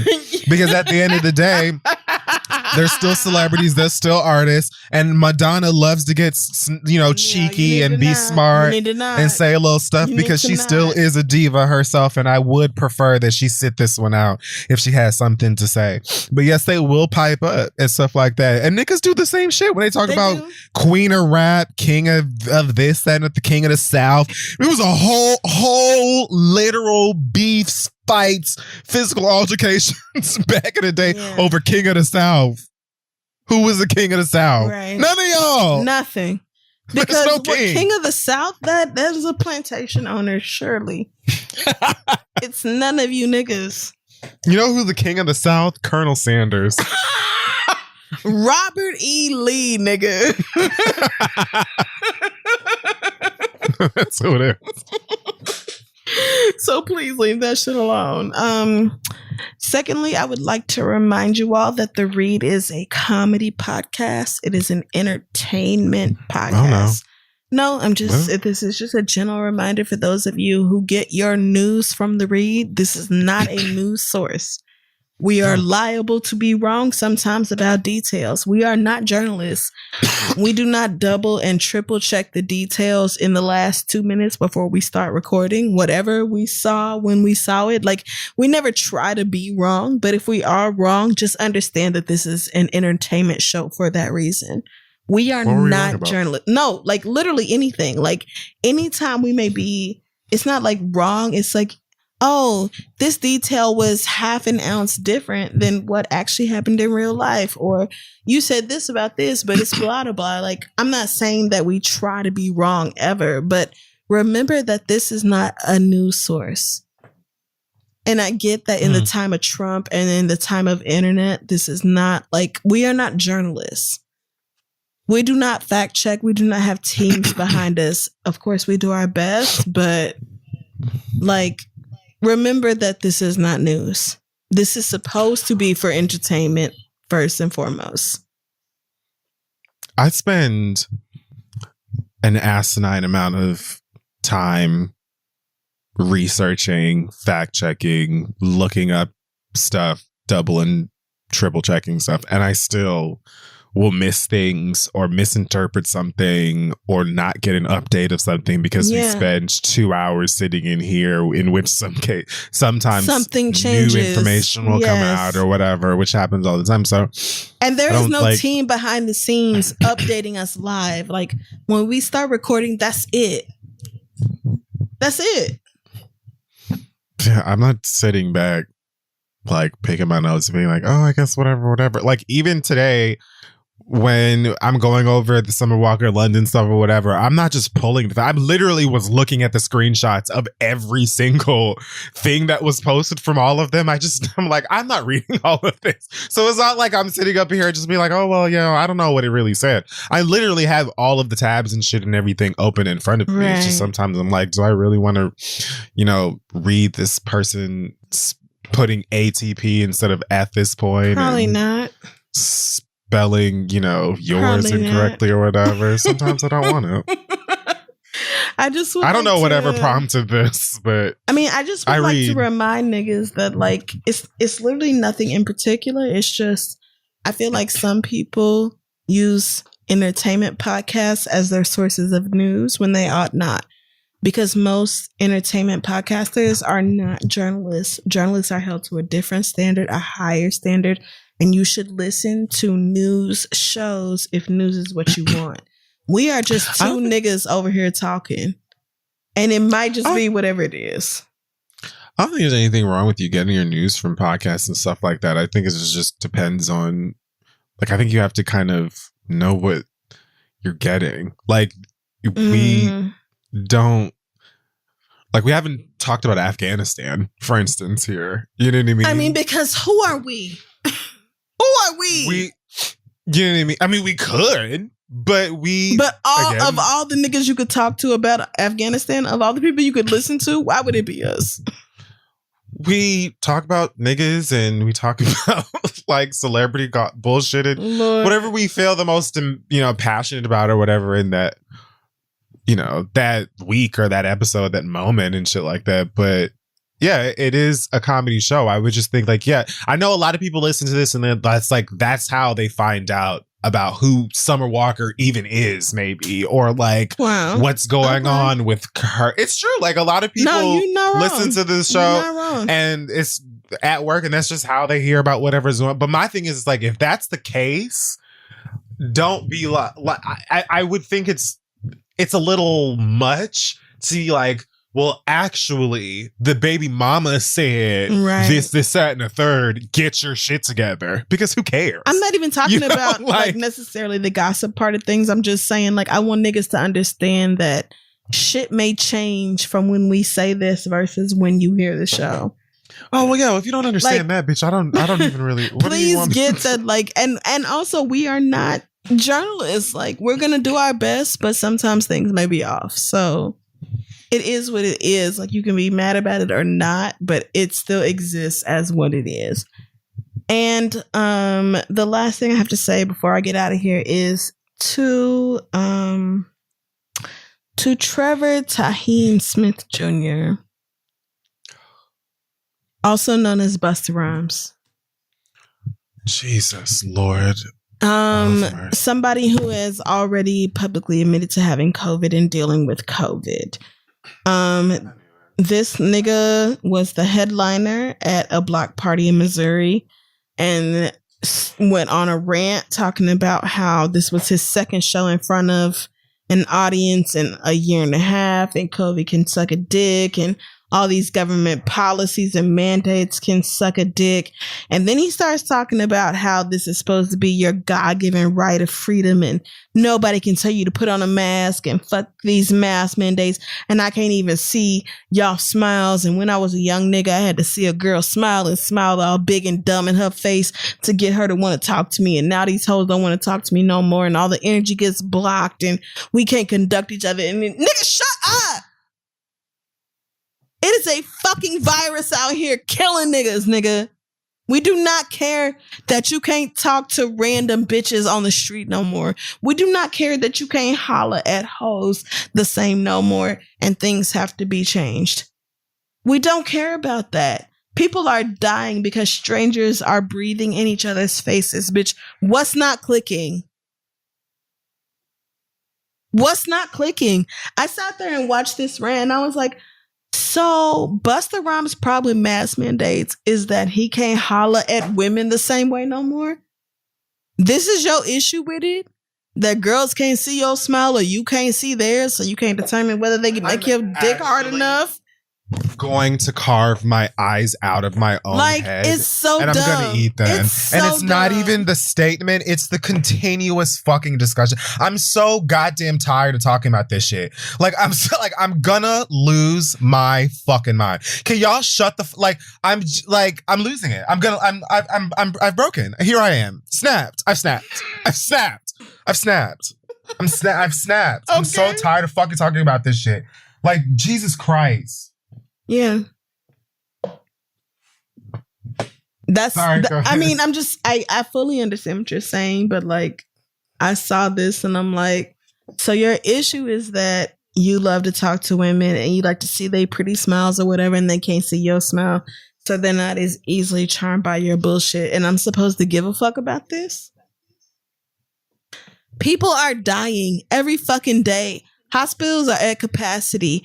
Hurricane Ida is bringing her bitch ass all throughout the southeastern part of the United States, where people are already, the ICUs and the ERs are already full. And then here come a fucking hurricane displacing all these people who can't afford to go nowhere else. People who are already sick. Like, things are bad enough. And you expect me to give a fuck that you can't holler at bitches the same way? Am I really supposed to give a fuck about that, my nigga? Because I simply do not. I don't care if you can't holler at women the way you used to in the 90s. Or any time before COVID. I don't care if people are saying wear a mask or be vaccinated or else you can't come in here. Because thousands of people are dying every fucking day worldwide. Thousands of people. Of course, somebody cares. You don't have to care, but somebody fucking cares. Don't expect me to be on your side on this bullshit talking about people should resist wearing masks and shit. Nigga, I just don't know where he gets the nerve. And I get that a lot of artists are ready for this to be over. You make most of your money through touring, or you make a lot of money through touring. I fully understand that. I do. I get it. But this is about human lives, not you being able to keep up your mansion in Malibu. So suck a dick and sit down. I'm done. For me this week, I want to say two things. First of all, there was a story out of, I believe, Colorado about a volleyball coach named Inoke Tonga. Okay. Pull it up since we're journalists. No, I did not say that, but I'm pulling it up. Former volleyball coach at Valor Christian High School in Highlands Ranch, Colorado, where everyone got to be white except him. Right. So why is he a former volleyball coach? You know why. Well, because apparently the good folks over at Valor Christian High School, marvelous name, by the way. Valor Christian. Valor. Okay. Sure. Yeah, because these actions that you've displayed these are valorous. Yep. Bravery. They sure against do. They sure do. The war on fag. Oh, God. So Mr. Tonga said, they pulled him aside, basically claiming that they discovered that he has the gay by way of Facebook, and essentially told him that he can either denounce his gay or fuck off. And so he chose to fuck off, but not before he shared this information with social media and the media, the local media in the world. Mr. Tonga is also apparently the second that we know of coach from this particular school that was forced to resign for the same reason. Apparently, a female coach left her job, or lost her job rather, for the same reason. I'm not surprised. The school released a statement saying Valor Christian High School embraces, loves, and respects all students, families, and other participants in our community, regardless of whether or not they agree with Valor's beliefs. Mm-hmm. Although Coach Inoke has misrepresented many aspects of this matter, Valor appreciates the contributions he's made to the students athletes in our volleyball program and wish them the best, whatever. Wow. What aspects did he misrepresent? Tell us. Yeah, please. Tell us, Valor Christian High School. Sure. Tell us specifically the aspects that he misrepresented. Because a gay person saying that some Christians, specifically Christians that they work for, told them to either get straight or fuck off and die sounds pretty standard. Yeah. I haven't heard anything yet that sounds like he may have been misrepresenting the experience that he's telling us about. The shit that you put him and another person through, mind you. He's not the only gay person that worked on your faculty that is talking about what happened. Also, you self-reported by saying, regardless of whether or not they agree with Valor's beliefs. It's very clear what's going on here. You found out this man's business that ain't got nothing to fucking do with you or them damn kids that very likely don't give a fuck about who he sleeps with, marries, loves, or whatever the fuck outside of school. What they need to know is how to properly bounce this fucking ball over the net and prevent it from hitting the ground. Sports shorts coming soon. Okay, amen. And I, again, believe every single thing that it is that he said took place when they pulled him to the side and sat him down in whatever office and talks about how it wasn't, he said they told him, quote, they can't put the kids at risk by having him in front of them. At risk? Leprosy? What do you think that they could have? Do you think being gay is contagious? Because if it was, it would be a lot less straight people. This is why I don't know what you girls are trying to say. To like shatter every single fiber of my mind with y'all's bullshit. I'm not going to do it with COVID. I'm not going to do it with the gay. I'm not going to do it with the black. I'm going to say what I feel like I can say to the best of my ability. And I'm going back into my hidey hole to create, eat snacks, and watch fiction. Amen. Because I can't continue to drive myself insane with this kind of bullshit. Y'all don't give a fuck about what that man is doing. You don't give a fuck about him being gay or anything else like that. You're ignorant as fuck. You fucking antiquated as fuck. You're fucking ridiculous. And what's more, you're likely worried that a whole bunch of your fucking hog-ass, Republican, right-wing ass fucking parents are going to come in and start saying that this man is going to give them the gay. And then that's going to affect your funding and whatever other bullshit that really equates to your job. Yep. You know that this man being gay ain't got nothing the fuck to do with these kids. Nope. But you are at the mercy of a whole bunch of likely white people that will march down to the nearest courthouse and complain in their red hats about how gays are and the little Nas X's are ruining their children right next to critical race theory and the fuck everything else. It's true. It's true. And I honestly feel bad for teachers like this, any person who works in an academic field that actually cares about kids and like really, really, this kind of stuff breaks them up. Yeah. Because a bitch like me, you tell me to stay away from your kids or any kids for that matter, and I say thank you. Where can I send an edible arrangement? Fuck your kids and you, bitch. That's how I fucking feel. Motherfuckers like this with a good heart that actually want your raggedy ass crumb snatching bastards to grow up and be something. You want to shove them out into the motherfucking and tell them basically, eat pussy or die. Correct. Basically, you better at least pretend. I know that they were probably in there like just they don't care. Just figure it out. We have an underground group of women that work solely as beards.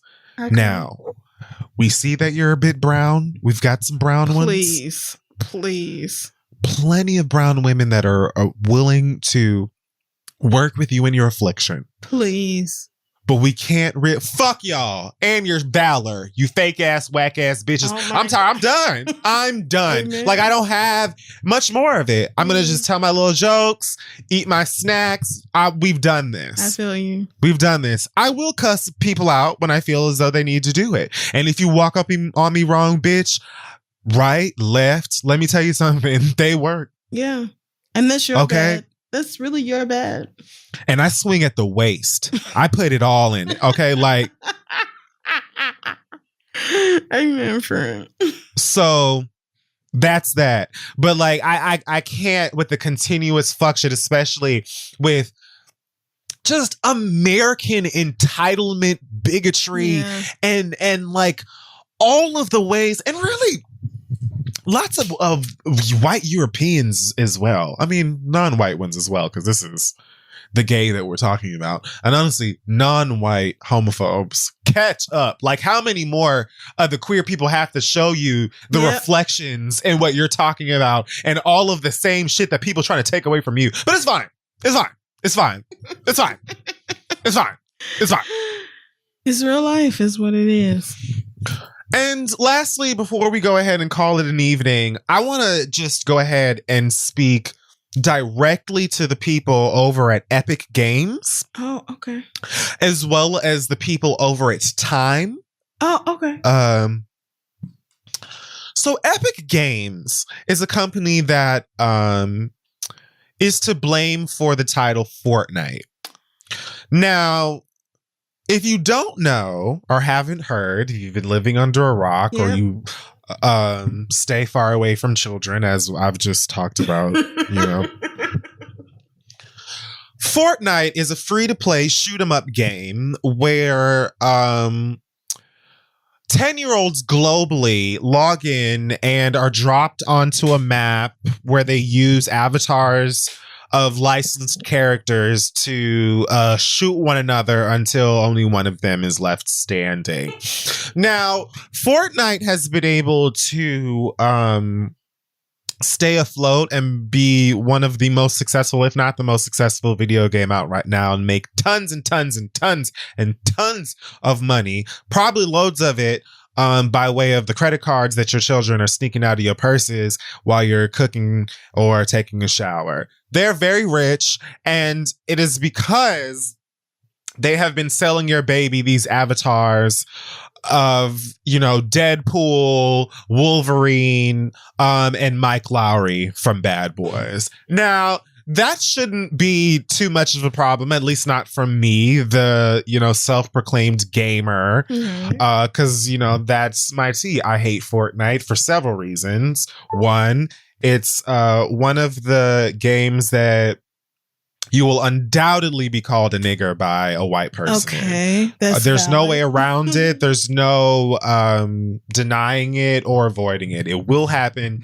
An 8-year-old Caucasian child will call you nigger.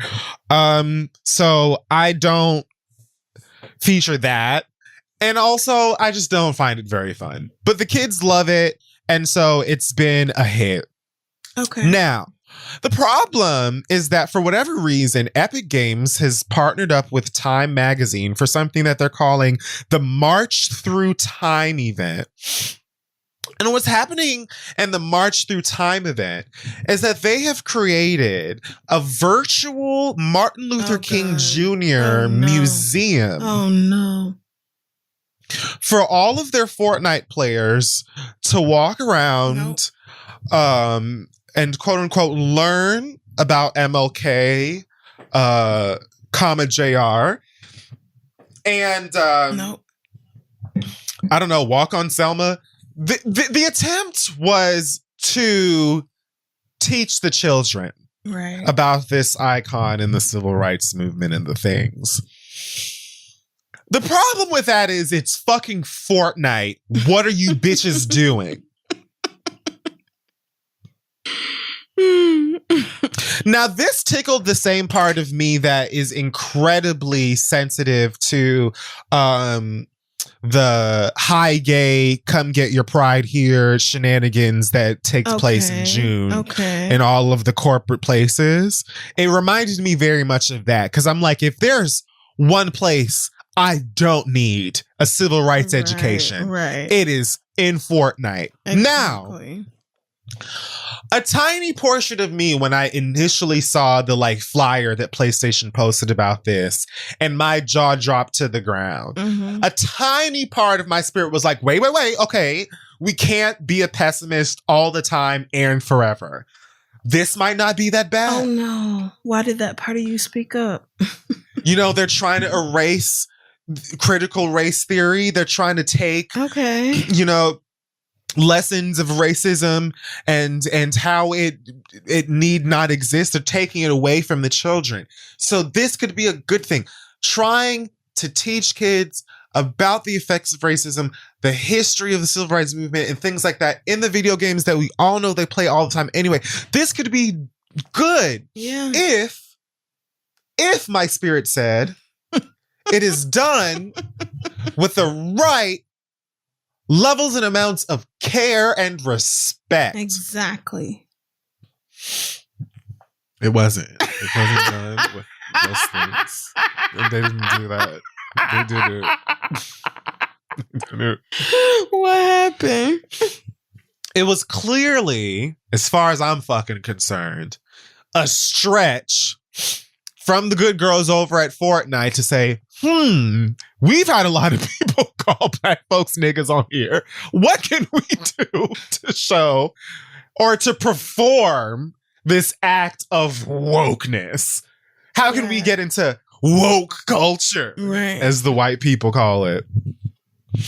Here's how you could do it if you're gonna do it. Turn off of all of these goddamn godforsaken emotes that you have on here of these TikTok dances. Change maybe some of the fucking costumes that can be, or maybe don't, or maybe don't, or maybe I'm looking at the levels on the recorder, so I know that this is blood. So loud. Or just don't do it. They had to later disable a ton of emotes for this Martin Luther King Jr. museum. You want to know why? You want to know why? You want to know why? I want to know why. Because all of Karen's little juice-stained children God. were logging on to the MLK Museum with all of their juice-stained white friends and doing the fucking Renegade featuring Rick Sanchez and Wolverine and goddamn Ariana Grande in front of the Lincoln Memorial. That's why. Oh my God. The fact that you knew that your fucking video game is famous for people being able to do the flossing dance using like Chun-Li's body, but nobody at Epic said, let's turn that ghetto bullshit off since this ain't a laughing matter. It screams performative garbage. Can you not just leave us alone? Is it not bad enough that you can just walk into our goddamn homes and shoot us in our own motherfucking bed, kill us while we're walking home from getting snacks, choke us while we're trying to make a living on a fucking corner, kill our goddamn babies, have our fucking wives and aunties missing and shit like that? Isn't it enough that you can do that and laugh about it and guffaw with all of your goddamn fucking KKK friends and get backed up by the fucking conservative media while you're at it too? We also have to deal with your fucking racist white babies doing the fucking Renegade and the fucking Macarena and shit. Oh, please help us, Jesus. Got Batman and Cammy and Guile and fucking and Mystique out here moonwalking in front of a Martin Luther King statue. You don't have to do this. You can just make the game. No one asked you to do it. I mean, unless Time did, but you could have said no. Yeah. You could have said no. Yeah. You could have said, you know what, Time? You girls do serious business. You girls have Laverne Cox on the cover and you make statements and you actually are like knee deep in the political game. Yeah. We're not. Right. We're not. We're about selling 14-year-olds virtual Travis Scott concerts and stealing from their mothers. So try Angela Rye, maybe. Fuck. As if Fortnite was not already insufferable. These niggas had to go ahead. And you know that they don't have like that. I don't even think that they had to like reach out to anybody in Martin Luther King's estate. Like, I think they're allowed to use his likeness just Probably by virtue of him. just because he's who he is. Yeah. Right. So, fuck Fortnite. It was always that for me anyway, just because I think the game is shit. But no, like, who? How do you just get up and you're like, guess where you can see Martin Luther King live? Fortnite. What? Why would that be the case? I'm telling you, they are desperate to have we're probably in it. No, don't say that. We probably are. They want every living person to be in this game. It's odd. If you ever lived, you need to be in this game. Period. I'm done. I can't understand it, but it seems to be what it is. So, y'all are who y'all are. Everyone knows. I mean, if there is a group of people that really needs to be sat the fuck down and taught about bigotry in general, it's a whole heap of gamers. Right. It's a whole gamers. Right. Damn sure could use some lessons and some seminars. Yeah. But you could have even just had like a nice moving, like little video piece that would come up when you log in, and you watch it and you learn about Martin Luther King for 30 seconds, then you play the game. Yeah. But no. But you just wanted to go all out, huh? Yep, they did. How's that working out for you? Whew, okay, well, that will wrap up this week's episode of The Read. Check us out at thisistheread.com and on social media at thisistheread. Any news from you this week, friend, before we head out? I don't think so. I'm gonna try to go see Candyman soon. I'm very excited. Ooh, have fun. You know, I will never see that. But I'm very happy. Apparently, Lord, don't let me say her name wrong, but Nia DaCosta is the first Black woman to have a number one movie, which is like, wait, a number one debut. Yeah. I read that today too, and was like, "You've got to be fucking kidding!" But of course not. So that's insane. Shout out to her. Shout out to my baby daddy and everybody else's yaya. And I want all the good things for Negroes at the same time. I'm very scary, and I'm not going to see that. And that is all there is to that. You know, I'll buy a ticket, but I'm not watching that. So maybe they'll make like a novelization. Ooh, make a book. I'll read it. Yeah, if it's a book, I'll read it, but I'm not going to watch it. That's too scary. So I'm excited. But I just watched the first one.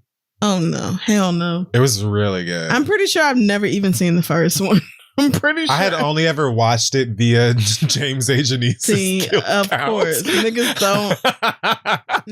And I love scary movies. But that one is just like, they fucked my... One day we will get into the depths of how my family literally scarred me with Candyman and Chucky. Oh. So I just couldn't watch Candyman and Chucky specifically because I love scary movies. My family did that with my family did that with the Gremlins. Oh, yeah. They got me with Gremlins. Yeah, they got me. And that one's fun. Gremlins is fun. It's not even like allegedly. I mean, it's not for kids. But I was not show that to a child. I was small. Right. And my uncle was like, "This is what you need to watch." And my mama didn't let me go over there no more. My uncle literally did the same thing to me. He was like, "Come look at this new toy. Look at this new toy." I'm like 3. Of course I want to see these toys. Right. And he pulls me in and it's fucking Chucky leaping and stabbing someone. And my mama did not let me go over there no more after that. How that nigga's known peace since. My mother was pissed. Pissed. She was so mad. Because the number of nightmares I had, nigga. Right. Now I have to come and sleep in her bed. I know she was. And he was staying with us at the time. Oh, no, I know she like he was staying with her. I know she was like, I really could like spill the tea on my uncle when he's because it was so nigga. Oh my like, God. My mom, I know she wanted to put him out the house so bad. I know she did. Yes. Okay, I'm done. Woo, okay, so yes, go. You know what? Take some time this week to take care of your Black ass selves. Support some Black creatives in your circle. Send some money to Black people who are struggling in the Gulf Coast and elsewhere across the world. Haiti. Yes, it's a lot of shit going on. So let's take care of each other, and we will see y'all next week.